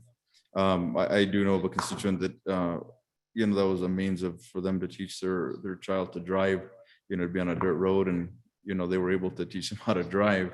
Now are we restricting them? Granted, again, this is only within city streets, but I'm okay with that, Councilor Torres Salazar. I really feel like you have more experience in these vehicles than anybody on this council, and if you feel like that's okay, I'm fine with that. I'm gonna follow your lead on that, okay? Thank you, ma'am. I Yes, appreciate sir. that. What is the requested change? At 16, I believe, and correct me if I'm wrong, help me out. There's a sticker that states nobody under the age of 16 to drive on the front dashboard anyway. But therefore, it'd be 17 and up then, or 16 and up with parental with a parent with them at all times.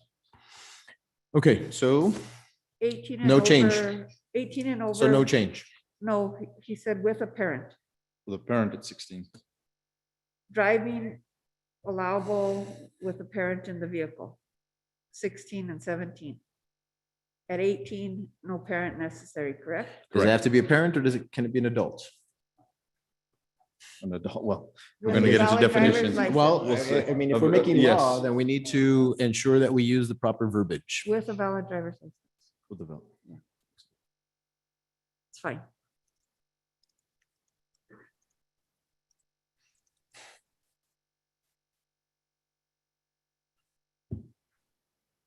The driver must be 16 with an adult with a valid driver's license.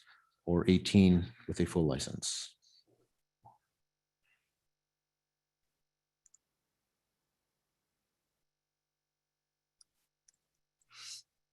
And then we're just removing any requirements for passengers. Okay. Councilor Denise Benavides has a question on that. Thank you. No, I was just going to mention, Mayor, that I'm okay with the requirements that we've set forth for the passenger. And just for clarification, I don't know if Mr. Nahum can check. I thought the law said the driver had to be 18. And I don't think it said anything about being below that age with a parent.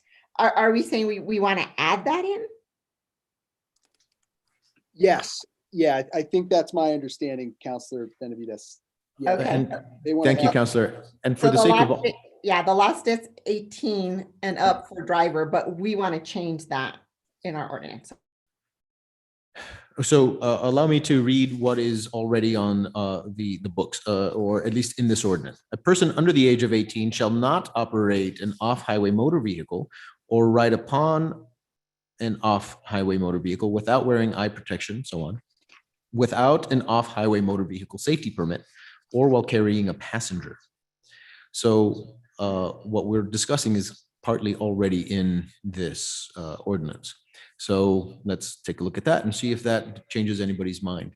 So a person under the age of 18 shall not operate the vehicle without a vehicle safety permit.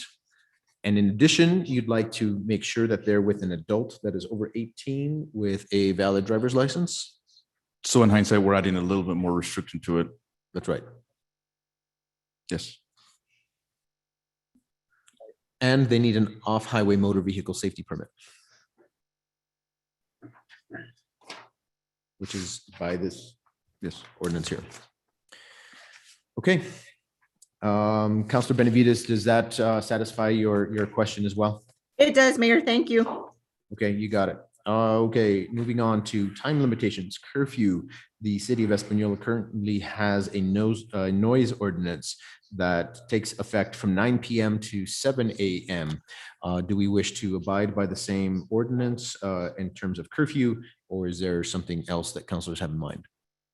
I just really feel like sometimes these people want to get out of Dodge a little early, and I think early in the morning is actually safer for them to be on the road. So I think 5 or 6 in the morning is fine, and then whatever time the council decides in the evening is also okay. But earlier than 7 a.m., do you guys normally go out before that time? No? Yes? No? It depends if you cross.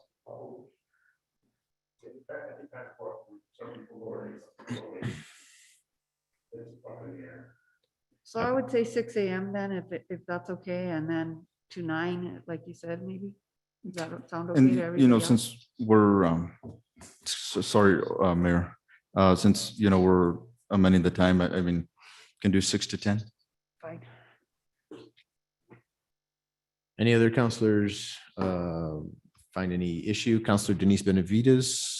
I think 10 is good. I mean, I was going to say 11, but I mean, if the council says 10, I mean, it's still kind of early. I mean, especially, you come home and you're unloading them and you start them to move them, or, but 10. Okay, so 6 to 10 is the current ongoing idea. Okay, so this is how sausage gets made.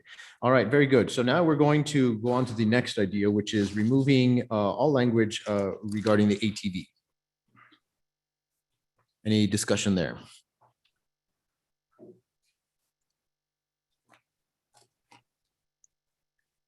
None, other than the fact that Councilor Peggy Sue Martinez, you're the motion maker, so we're going to remove the ability of ATVs to be on these roads as well. Yes, Mayor, that was the recommendation from Councilor Torres Salazar. Very good. We'll move on to safety issues. We have on there mirrors. What does that mean? Side view mirrors, 2. One on Side each and side. rear view. Come again? Side and rear view. So 2 side rear view mirrors. Turn signals, brake lights. Headlamps, of course. I'm sorry, hold on one second as I take these notes. So we said mirrors, brake lights.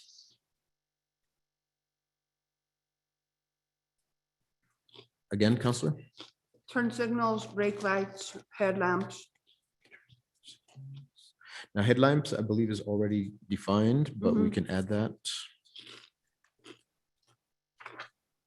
Safety belts was listed, Did we discuss at all, Mayor, and so was safety horn. helmets for those that are young? in the I think vehicle? it states in the ordinance. I just seen it Can you regarding. please wearing find out for me, helmets. Counselor? Sure.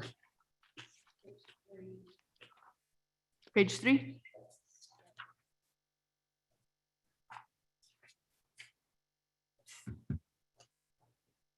Eye protection, sure. Okay. So we talked about headlamps, brake lights, turn signals, headlamps, safety bulb. Did it include a helmet for everybody in the vehicle under age or just for the person driving it? The way it's currently written, Counselor, it's just for the operator, just for the person driving. Thank you, Mr. Nolan. So what does that mean? Underage folks, no helmet? I would go a little further to put a little more restriction on this to make our kids a little safer. 18 and under wear a helmet. Okay. Or- Is that your recommendation? Sure. It's now 8. All right, so we've now discussed safety issues. Next on the issue is the adding of the map to the ordinance. So that can be done very easily. Mr. Hubler, what would it take to get all of the names of the city streets put on this ordinance? And this will, of course, be temporary as we add more streets or street names change or something like that.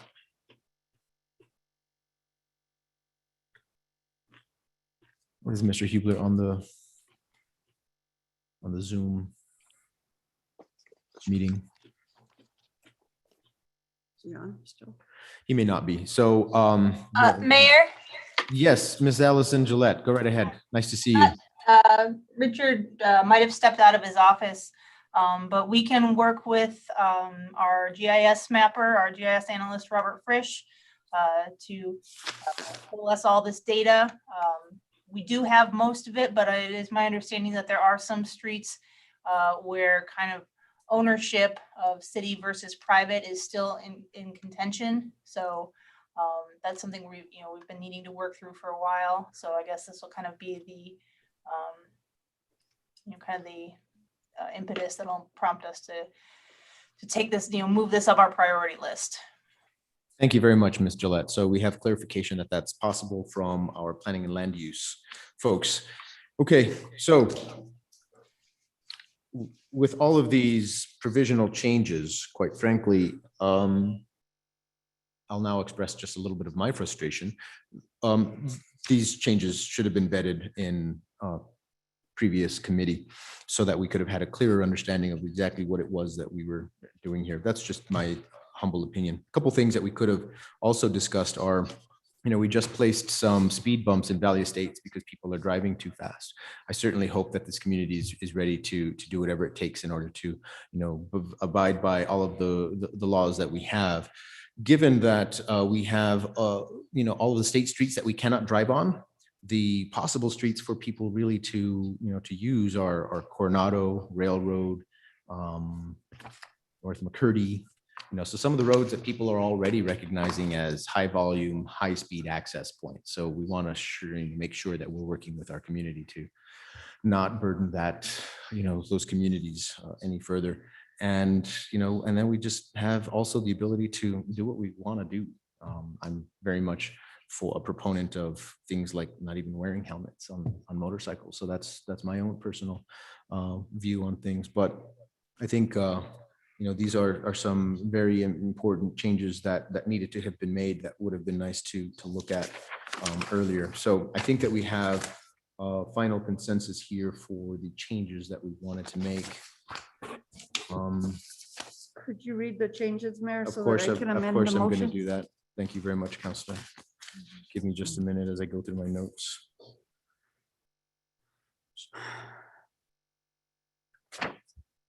Okay, so the original motion was for the adoption of Resolution 2020-1. And we'd like to, and with the second from that was originally made by Counselor Peggy Sue Martinez with a second from Counselor John Ritchie. And the changes that we'd like to make, and please correct me if I'm wrong in any way. The driver must be if the driver is 16 years old, or if the driver is under 18 years old, they must be, one of the passengers must be over 18 with a valid driver's license. Sound about right? And now I said over 18, so is it going to be over 17 or 18 and over? 18 and over is fine. Okay.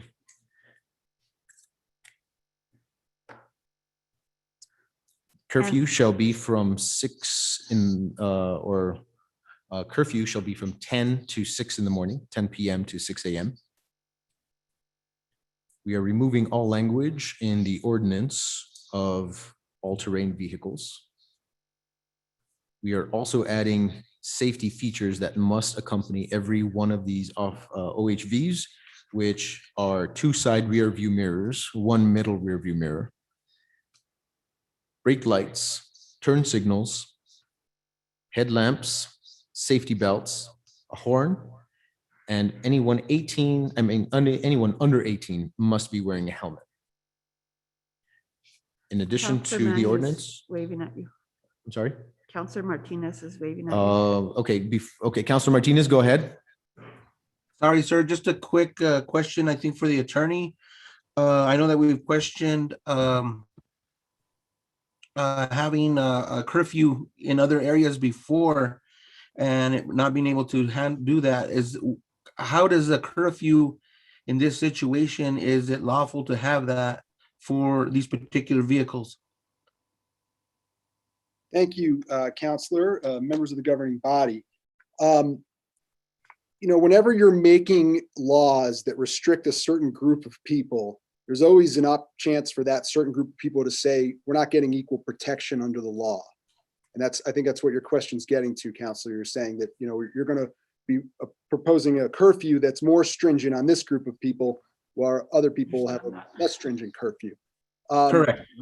Yeah, so there has been a case that's been decided in New Mexico that basically says that because off-highway vehicles are such a potentially dangerous activity, that local governing bodies can restrict them differently than other groups for the health, safety, and welfare of the community. And so that case reached the holding that there is no equal protection violation by applying more stringent restrictions onto OHV users. So with that particular case being decided, I'm comfortable recommending to the council that they can restrict this group more than others without getting a legal challenge under the Constitution. Thank you, sir. Thank you, Counselor, for the question. In addition, Counselor Peggy Sue Martinez, we're also adding the map to the ordinance to recognize what streets we can or cannot drive on, as well as all of the names of city streets that are legally being able to use or will be legal for street use. I'm curious as to how the other counselors are feeling about the curfew and whether or not they feel that we should just not list the curfew as one of the amendments. So I'd like to hear from my fellow counselors. Mayor, if you'll indulge me, please. Of course. I'm okay with scratching the curfew, sir. Very good. You're interested in scratching? Scratching it, yeah, no curfew, ma'am. Anybody else? I think we should have an ordinance, especially now that summer's coming. People will be out later and they are a dangerous vehicle. And they're gonna have to put lights on, but, and for the noise ordinance too, I think we should have the 6 to 10. Anybody else? Any other counselors? Counselor John Ramon Vihil, you just entered the meeting. My apologies. I didn't know what part of the hearing you were able to listen to. I've been here the last 45 minutes, but it's okay. My concern is designating our high residential corridor areas that are city streets. I'm concerned about on Coronado Avenue, some portions of North McCurdy. Obviously, those are high traffic areas, but with these all-terrain vehicles in the corridor, especially, I want to respect our noise ordinance in those corridors. So Counselor, what was that pointed toward? I'm sorry, I'm having technical difficulties, so I'm getting a delayed response, but I was responding to what Counselor Didi Valdez was saying about the noise ordinance from 6 a.m. to 10 p.m. Indulge one question, Counselor. Does that mean that you are for the curfew from 10 p.m. to 6 a.m.? Thank you. Yes, the 6 a.m. to 10 p.m. Did you hear that? It's coming in and out. I heard. Okay. Okay, so Councilor Peggy Sue Martinez, you've heard from a couple councilors who would like to keep that in. Councilor Justin Salazar Torres, who would like to take it out. Are there any other points that you'd like to make? I'm ready to go on the amendment as presented, Mayor. And that's keeping the curfew in? Yes. And just before we do a vote, just for the sake of all of the changes that are being made, Mr. Nahum, what is the path forward? In other words, in my perspective, these are a tremendous number of changes to 5 pages of legislation. How would we go about making sure that everything on there fits what we decided on and at the same time passing it? Or if it were to get passed, what does that look like? Thank you, Mayor. And that's a good question. You know, I talked with Nancy about this, and I think probably the best thing to do is for the council to make a motion that incorporates all of the amendments that you just listed. And then after that, we will take the ordinance, we will prepare all those revisions, and we will bring it back to the council for a final approval. If that doesn't meet your satisfaction, and you don't want this, coming back to the council at the next meeting, you can just make that motion to include all those amendments, and we will prepare the amended ordinance, and we can just enter that on the books. I don't think there needs to be an additional council approval after you approve this motion tonight. Really, next week's meeting would just to be approval of the form of the ordinance that is consistent with the amendments that were made at the past meeting. That would really be the only decision the council would have at a later meeting. We're not reopening this, obviously. So, whichever path the council would like to take, I'm comfortable with. All right, very well. So just for the sake of clarification, we could pass it tonight, and next week or the next city council meeting, look over the language and pass that language is acceptable. It would not reopen the meeting to determine whether or not it passes or doesn't pass. Right. I'd call the action item for the next meeting to just be the form of ordinance and not the substance of the ordinance, just the form. Okay, very well. Councilor Peggy Sue Martinez, are you okay with that? I am. I feel like the record of the body is going to be reflected in the minutes when the motion is read and it's complete. So I don't have an issue with that. I feel like these poor group of people have been waiting around for months for us to act on this, and we're barely getting to a point where we're at the beginning of this. I want everybody else to know that we should move forward with the application and guide the planning and land use department to really expedite that as soon as possible. So I'll amend the motion with the changes that you've read, Mayor, if you want to read those again, please. And then, So the driver must be 18 or older. If they are under 18, but over the age of 16, they must be with an adult who's over 18. They would also have to wear a helmet. Is that right? Okay. We have a curfew from 6 to 10. I'm sorry, well, from 10 p.m. to 6 a.m. We are removing all language of all-terrain vehicles. Safety issues that must be addressed on all vehicles are 2 side rear view mirrors and 1 middle rear view mirror, brake lights, turn signals, headlamps, safety belts, a horn. Anyone under 18 must wear a helmet. We will add the map and the names of all of the streets for the city. the only thing that I would add to that is that children that are, young children are in restraints, 5-point harness restraints. Okay, so now we're going to add more language, and I'm okay with that. However, we're looking at the fact that we're abiding by all state laws. Okay, all right. So, Okay, so with the changes that you've mentioned there, I'll amend my previous motion to include all of those. I will second the amended motion. very well. Can we take a roll call vote? Counselor Peggy Sue Martinez, In favor. Counselor John L. Ritchie, In favor. Counselor Justin Salazar Torres, In favor of the motion as presented. Counselor John Ramon Vijay, In favor of the motion.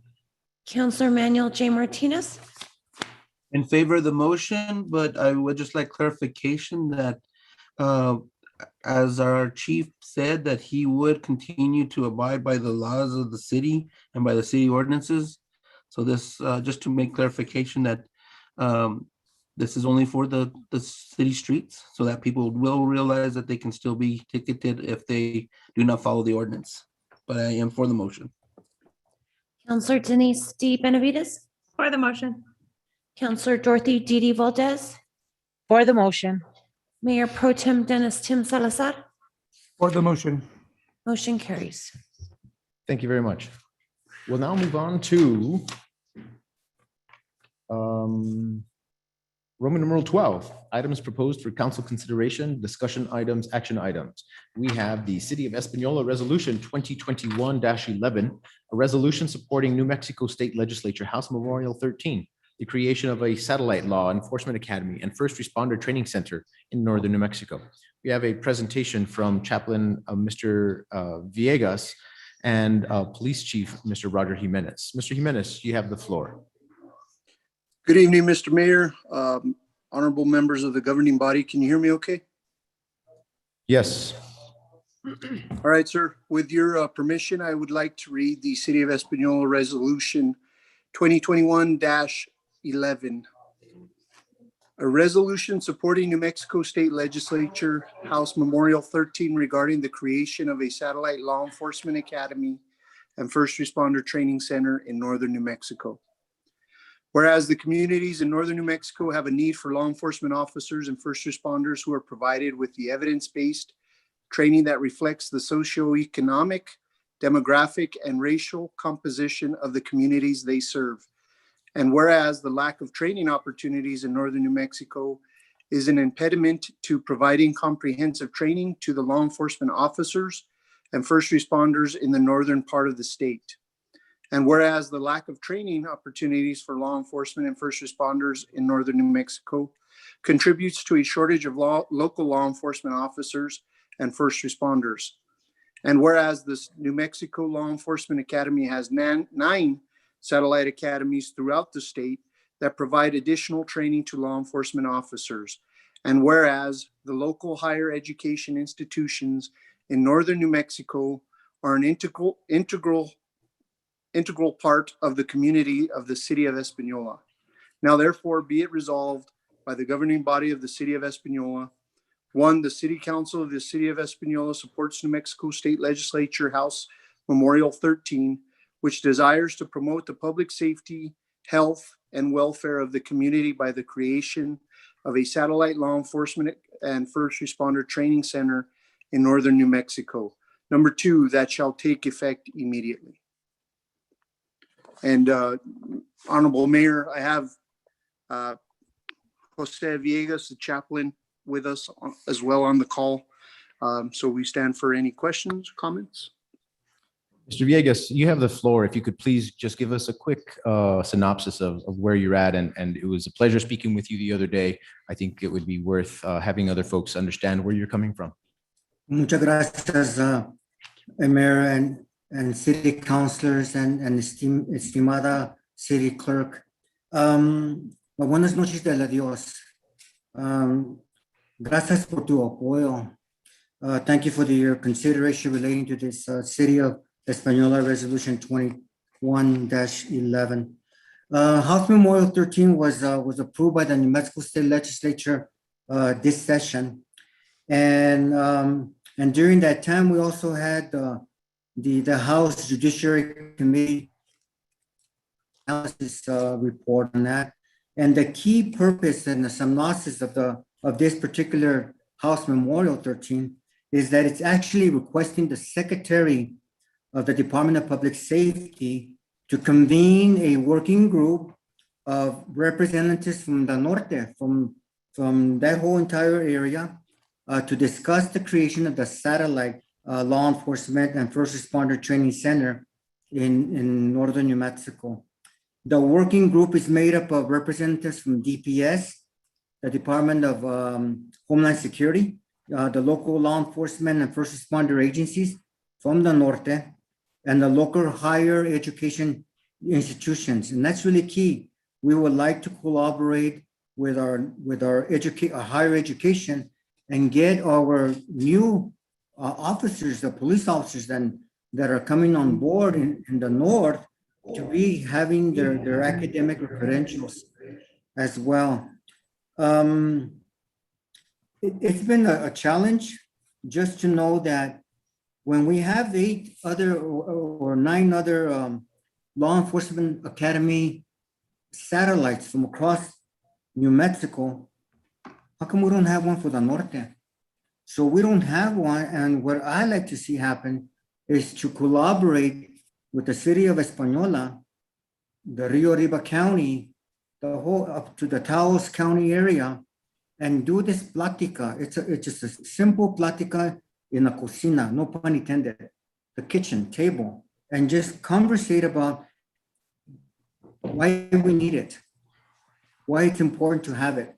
And the key part of that resolution that our chief read to you guys, whereas the communities in northern New Mexico have a need for law enforcement officers and first responders who are provided with evidence-based training that reflects the socioeconomic, demographic, and racial composition of the communities they serve. Well, guess what? In the Norte, we would love to have our people there and be culturally competent and culturally sensitive and to take care of our community, the public safety, the public welfare. It's all part of that. So muchas gracias for the opportunity to share my point and with you, and we stand for questions. Honorable Mayor, I'd like to make a Motion to motion to approve 2021-11 resolution. Thank you, sir. So we have a motion from Councilor Justin Salazar Torres and a second from Councilor Manny Martinez, but I know that Chief Jimenez wanted to add a couple words. Go right ahead. Thank you, Honorable Mayor and members of the governing body. I just wanted to point out that Honorable President Rick Bailey is also on the call with us for support with the new Northern New Mexico College. And this is huge for us because obviously also deal with the tactics and the practical training, but the academic as well. And that's where President Bailey and Dr. Tara Lopez have been great supporters of ours. So he's also on this call. I just wanted to give him the kudos and present him as well, sir. Thank you. Mr. Bailey? Good evening, Honorable Mr. Mayor and distinguished members of the governing body. Honored to be with you tonight. I know we're running late tonight, so thank you for hearing this. Two quick things. One is that, as all of you know, we do have a very impressive criminal justice program at Northern New Mexico College. This House resolution and your consideration tonight as our city's leaders, I think, pays tribute to the possibility of this law enforcement academy, which will allow the graduates in that program who already want careers in law enforcement to stay closer to home and find that pathway into important careers that are great for public safety in our community. Lastly, I want to commend Chaplain Villegas and Chief Jimenez for their leadership, and Northern New Mexico College stands with them and supportive of this measure. Thank you, Mr. Mayor. Thank you, members of the governing body. Dr. Bailey, always an honor when you're joining us at 8:34 p.m. After a very long day that I'm sure you've had. So thank you very much for joining us. We have a question and a comment from Councilor Peggy Sue Martinez. So first of all, thank you to Mr. Bailey for attending and indulging us, especially the previous situation on our agenda. As I read the Memorial 13 House bill, it does mention the importance of higher education and being involved in the study. Sorry. Bill does mention that it's a study opportunity for the North, and it does mention higher education being involved, and of course, some of our policing agencies here in the North also having input on that study. I feel like any opportunity that we can provide to any member of our community to stay in our community and to work here and be vibrant and to thrive is an opportunity that the council needs to consider. So I'm grateful that everybody's on board with the situation. I'm glad that the college is involved. And hopefully the results of this study will be in our favor, that we'll be able to provide some kind of training to those that are here in our community. Thank you. Thank you very much, Councilor. Any other councilors or questions or comments? Councilor Manny Martinez. Thank you, Mayor. I just want to say thank you to Chief Jimenez, Mr. Villegas, and of course to Dr. Bailey for bringing this forward to us, and again, a collaboration, and shows what we can do when we all work together in our community. And I hope to see future endeavors like this, not just with our public safety, but with other measures that we can do to help this community. So thank you, Dr. Bailey, for bringing this or helping with this as well. And it's good to see you, sir. I haven't seen you in a while, so it's nice to see you, sir. But again, thank you guys so much. I think this is a great start to a lot of collaborations that we can do together. Thank you. Thank you very much, Councilor. Any other councilor comments or questions? I'd like to. Okay. Yes, Ms. Valdez, go ahead. Okay. I'd like to congratulate or give kudos to Mr. Villegas con el orgullo que tiene por la gente del norte. I think that this collaboration for our community, our northern community, is awesome. Thank you. And estimada Valdez. All right, very good. Councilor Peggy Sue Martinez, you had a question? None. Very good. We have a motion on the floor from Councilor Justin. There we go. Thank you. That's what it was. Councilor Justin Salazar Torres with a second from Councilor Manny Martinez. Can we take a roll call vote? Counselor Peggy Sue Martinez. In favor. Counselor John L. Ritchie. In favor. Counselor Justin Salazar Torres. In favor. Counselor John Ramon Vijil. For the motion. Counselor Manuel J. Martinez. In favor. Counselor Denise D. Benavides. In favor. Counselor Dorothy D. Valdez. For the motion. Mayor Pro Tem Dennis Tim Salazar. For the motion. Motion carries. Excellent. Thank you very much. We have just a couple more items on our list. We'll go next to, and Mr. Chappie, thank you so much for joining us. What an awesome honor it was to have you this evening. And of course, Dr. Bailey, always nice to have you. Thank you so much for coming. Armando, can I give you a blessing? Can I give you guys a blessing before I leave? Por favor. Sea por el amor de Dios, por el amor de Dios, por la bendición de Dios Padre, Dios Hijo, Dios Espíritu Santo y la Madre Santísima la Campaña. It's a blessing to bless you, each one of you and your familias. Take care of each other on this day, on this moment, and take care. Bendiciones, sea por el amor de Dios. Amen. Amen. Amen. Thank you, Senor. Very well. So we'll go on to resolution, City of Espanola Resolution 2021-12, a resolution of the City of Espanola concerning the endorsement of Jeff Padilla as liaison to the New Mexico Film Office. Mr. Padilla, please go right ahead. Oh, and Ms. Allison Gillette is going to make this presentation.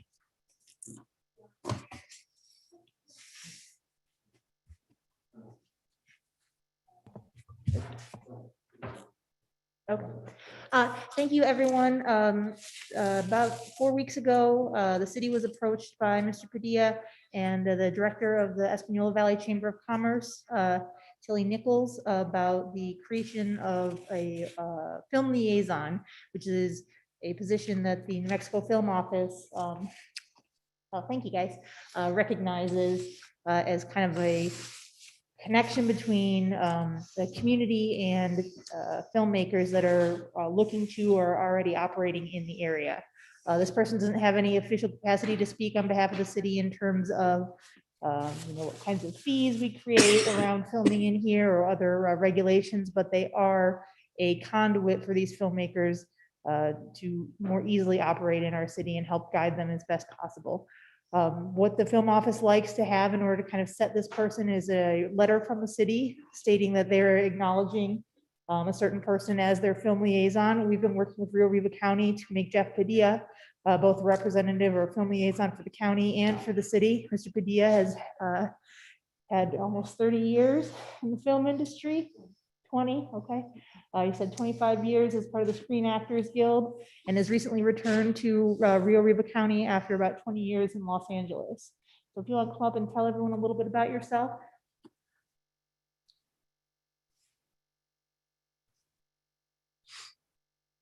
Thank you. Good evening, councilors. Good evening, Mayor. I was born in Espanola, raised in Velarde, spent nearly 20 years in Los Angeles working in the film industry in various capacities, from actor to casting to art department and such. I love it. I have a passion for it.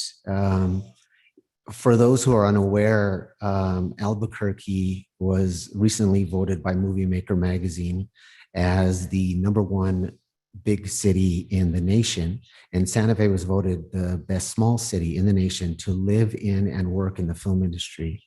And for that reason, it sparked this idea for me to present to my fellow board members with the Chamber of Commerce that we need to provide a promotional package to the film industry so we can court them to northern New Mexico and shoot films, television shows, and commercials. Very lucrative industry, as you all know. A couple of weeks ago, the New Mexico Film Office had a webinar where they were speaking about the industry, and a couple of representatives, one from NBC Universal, another one from Warner Brothers, were talking about the future of the industry, and it looks very, very bright. They anticipate for the rest of 2021 to be of 2019 numbers, if not surpassing that. So they are going full steam ahead, and they are going to be seeking locations in New Mexico, in and around New Mexico, to shoot their products, their productions. And we have the support of the New Mexico Film Office, with the support of you and with the county.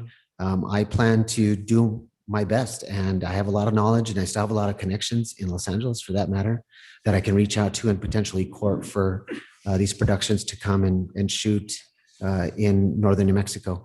And I love the idea of expanding my knowledge of the further reaches of the county that I'm not familiar with. So the more knowledge that I have, I can share with these potential filmmakers and get some movies and TV shows and commercials produced here in the area. Motion to approve, sir. Second. We have a motion from Councilor Manny Martinez and a second from Councilor John Ritchie for question or discussion. Under discussion, Mayor. Councilor Peggy Sue I Martinez. just want to thank Mr. Padilla first and foremost for this situation. Is there any compensation at all from the city for this? Ms. Gillette.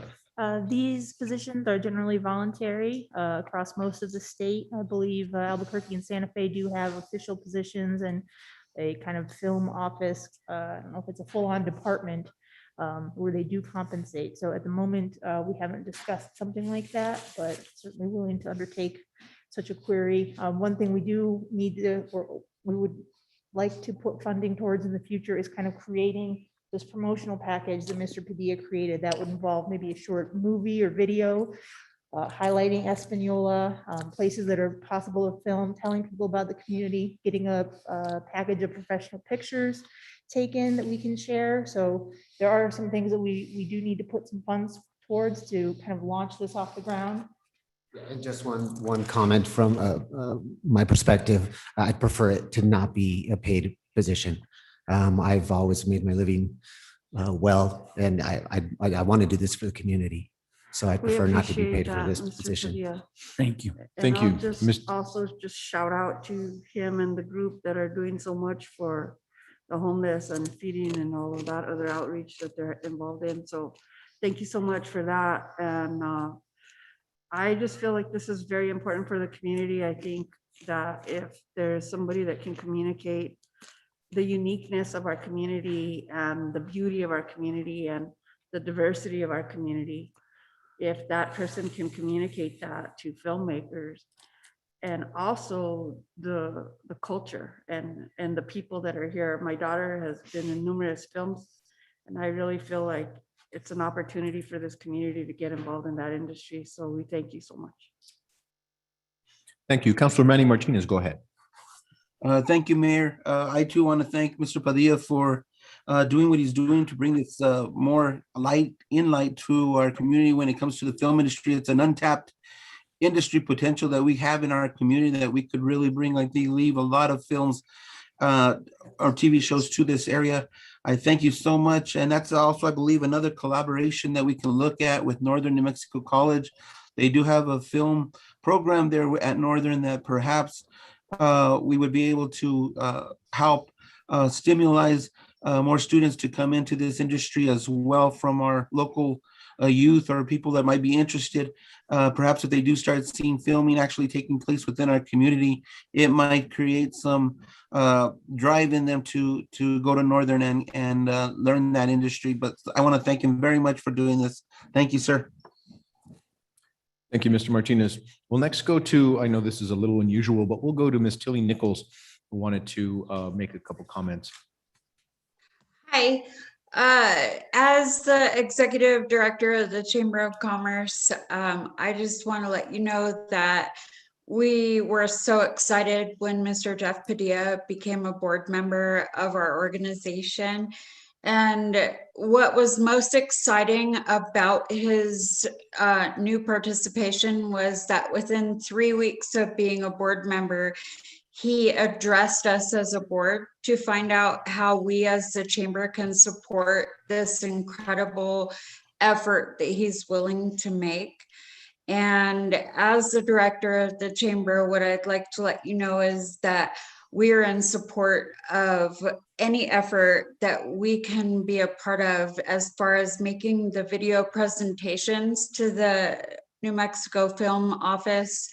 And that we're just so excited to have someone that's on our board being in such an incredible position to make a great contribution to our community. Thank you very much for that. We appreciate it. We have a motion and a second on the floor.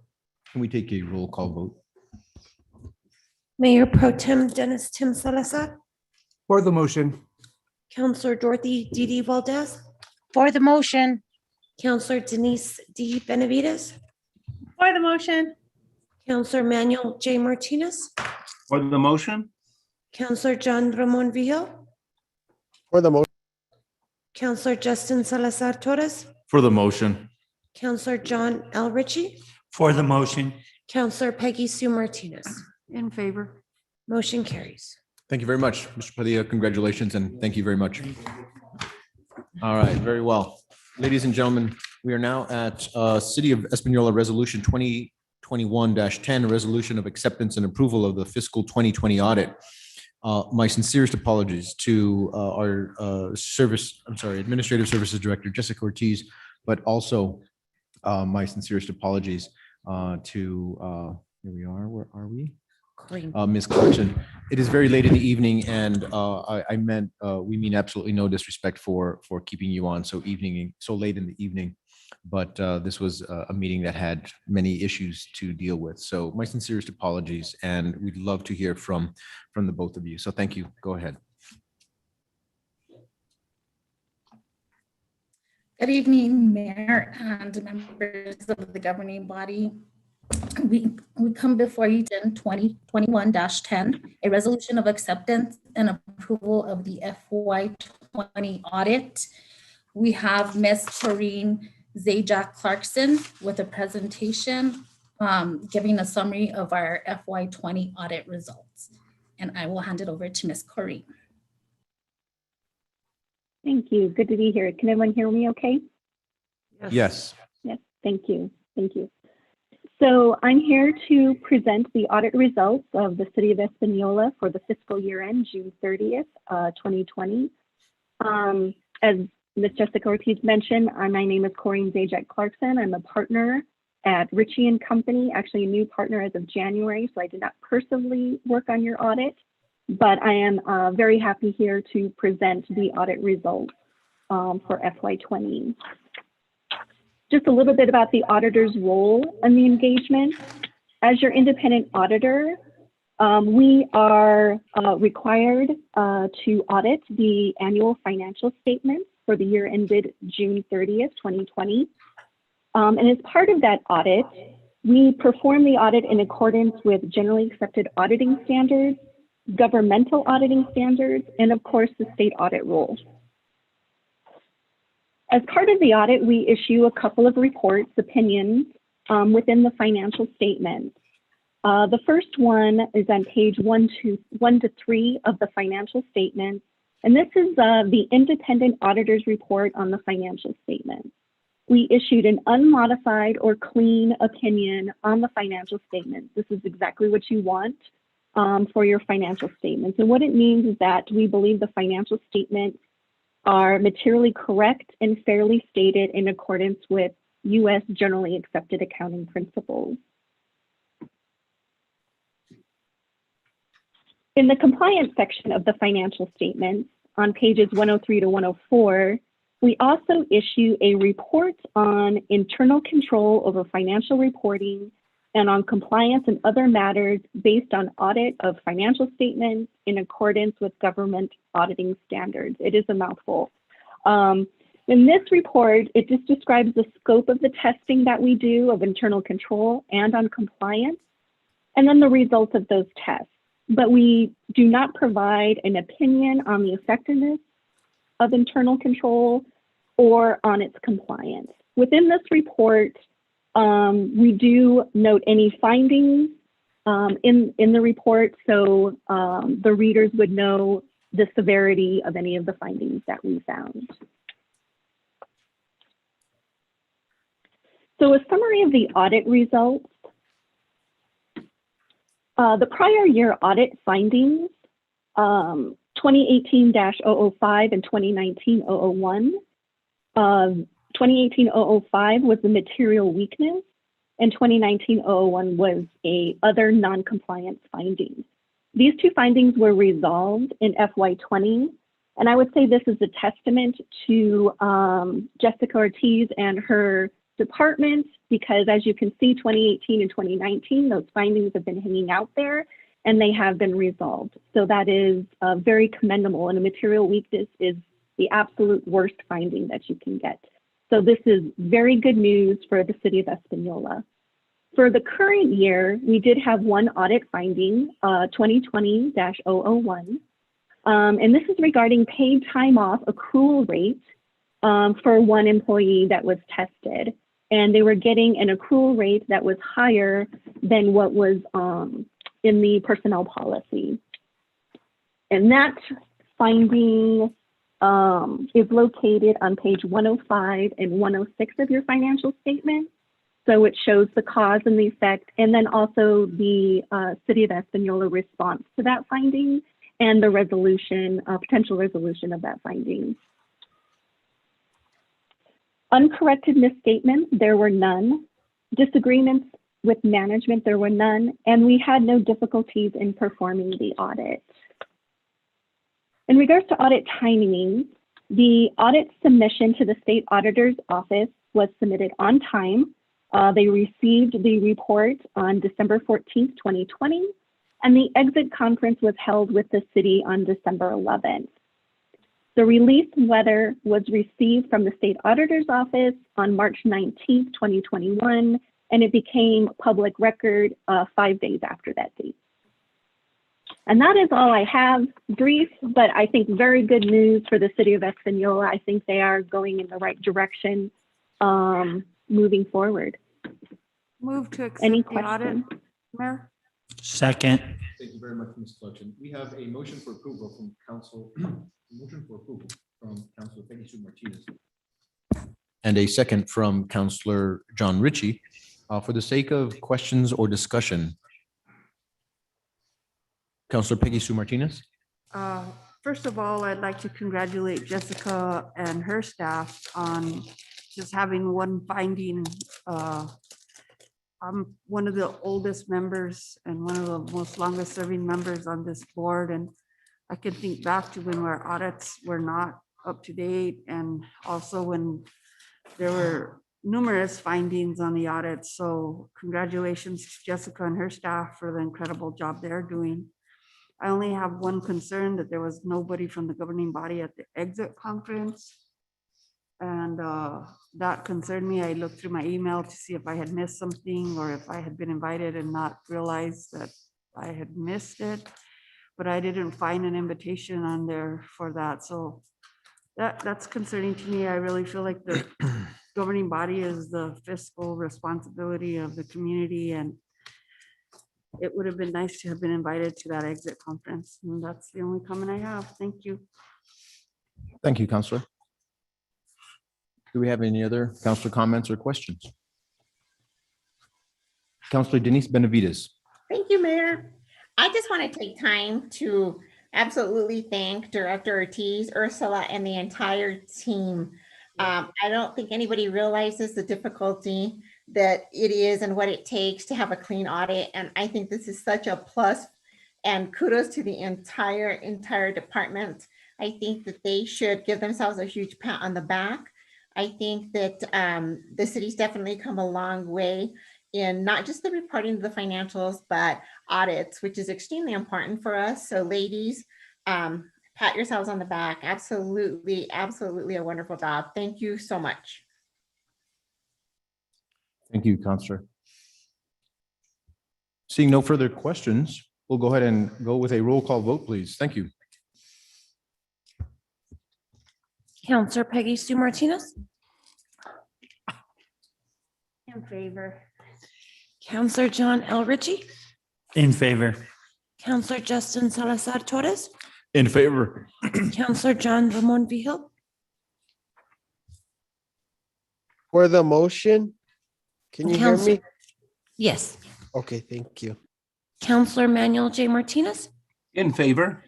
Counselor Denise D. Benavides, In favor. Counselor Dorothy D. Valdez,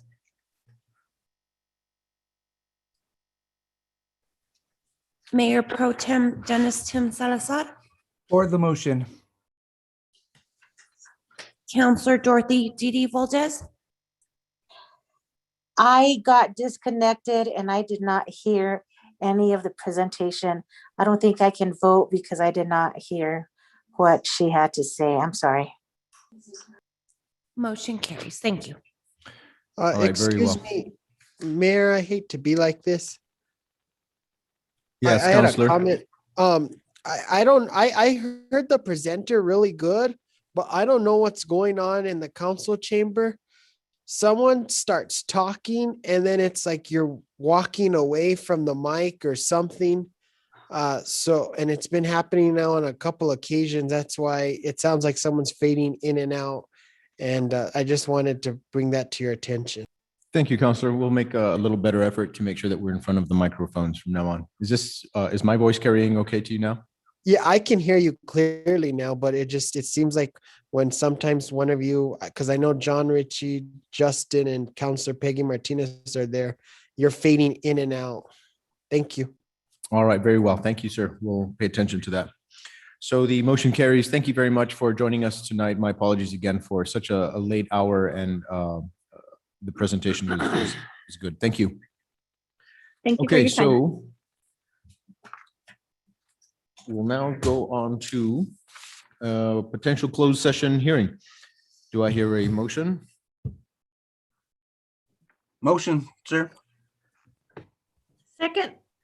We have a motion from Counselor Manny Martinez and a second. Is that from Counselor Denise Benavides? Yes, sir. And that is to enter into closed session pursuant to New Mexico Open Meetings Act, Section 1015(1)H, subsection 8. Meetings for the discussion of the purchase, acquisition, or disposal of real property or water rights by the public body. May we take a roll call vote, please? Counselor Peggy Sue Martinez, In favor. Counselor John L. Ritchie, In favor.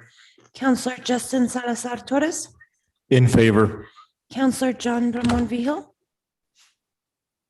For the motion, Counselor Manuel J. Martinez, In favor? Counselor Denise D. Benavides, In favor. Counselor Dorothy D. Valdez, For the motion. Mayor Pro Tem Dennis Tim Salazar. For the motion. Motion carries. Thank you very much. If you can please stop video as well as stop sharing. Oh, you can, interpreters, we can go ahead and exit. Thank you so much for all of the work you do. We appreciate it.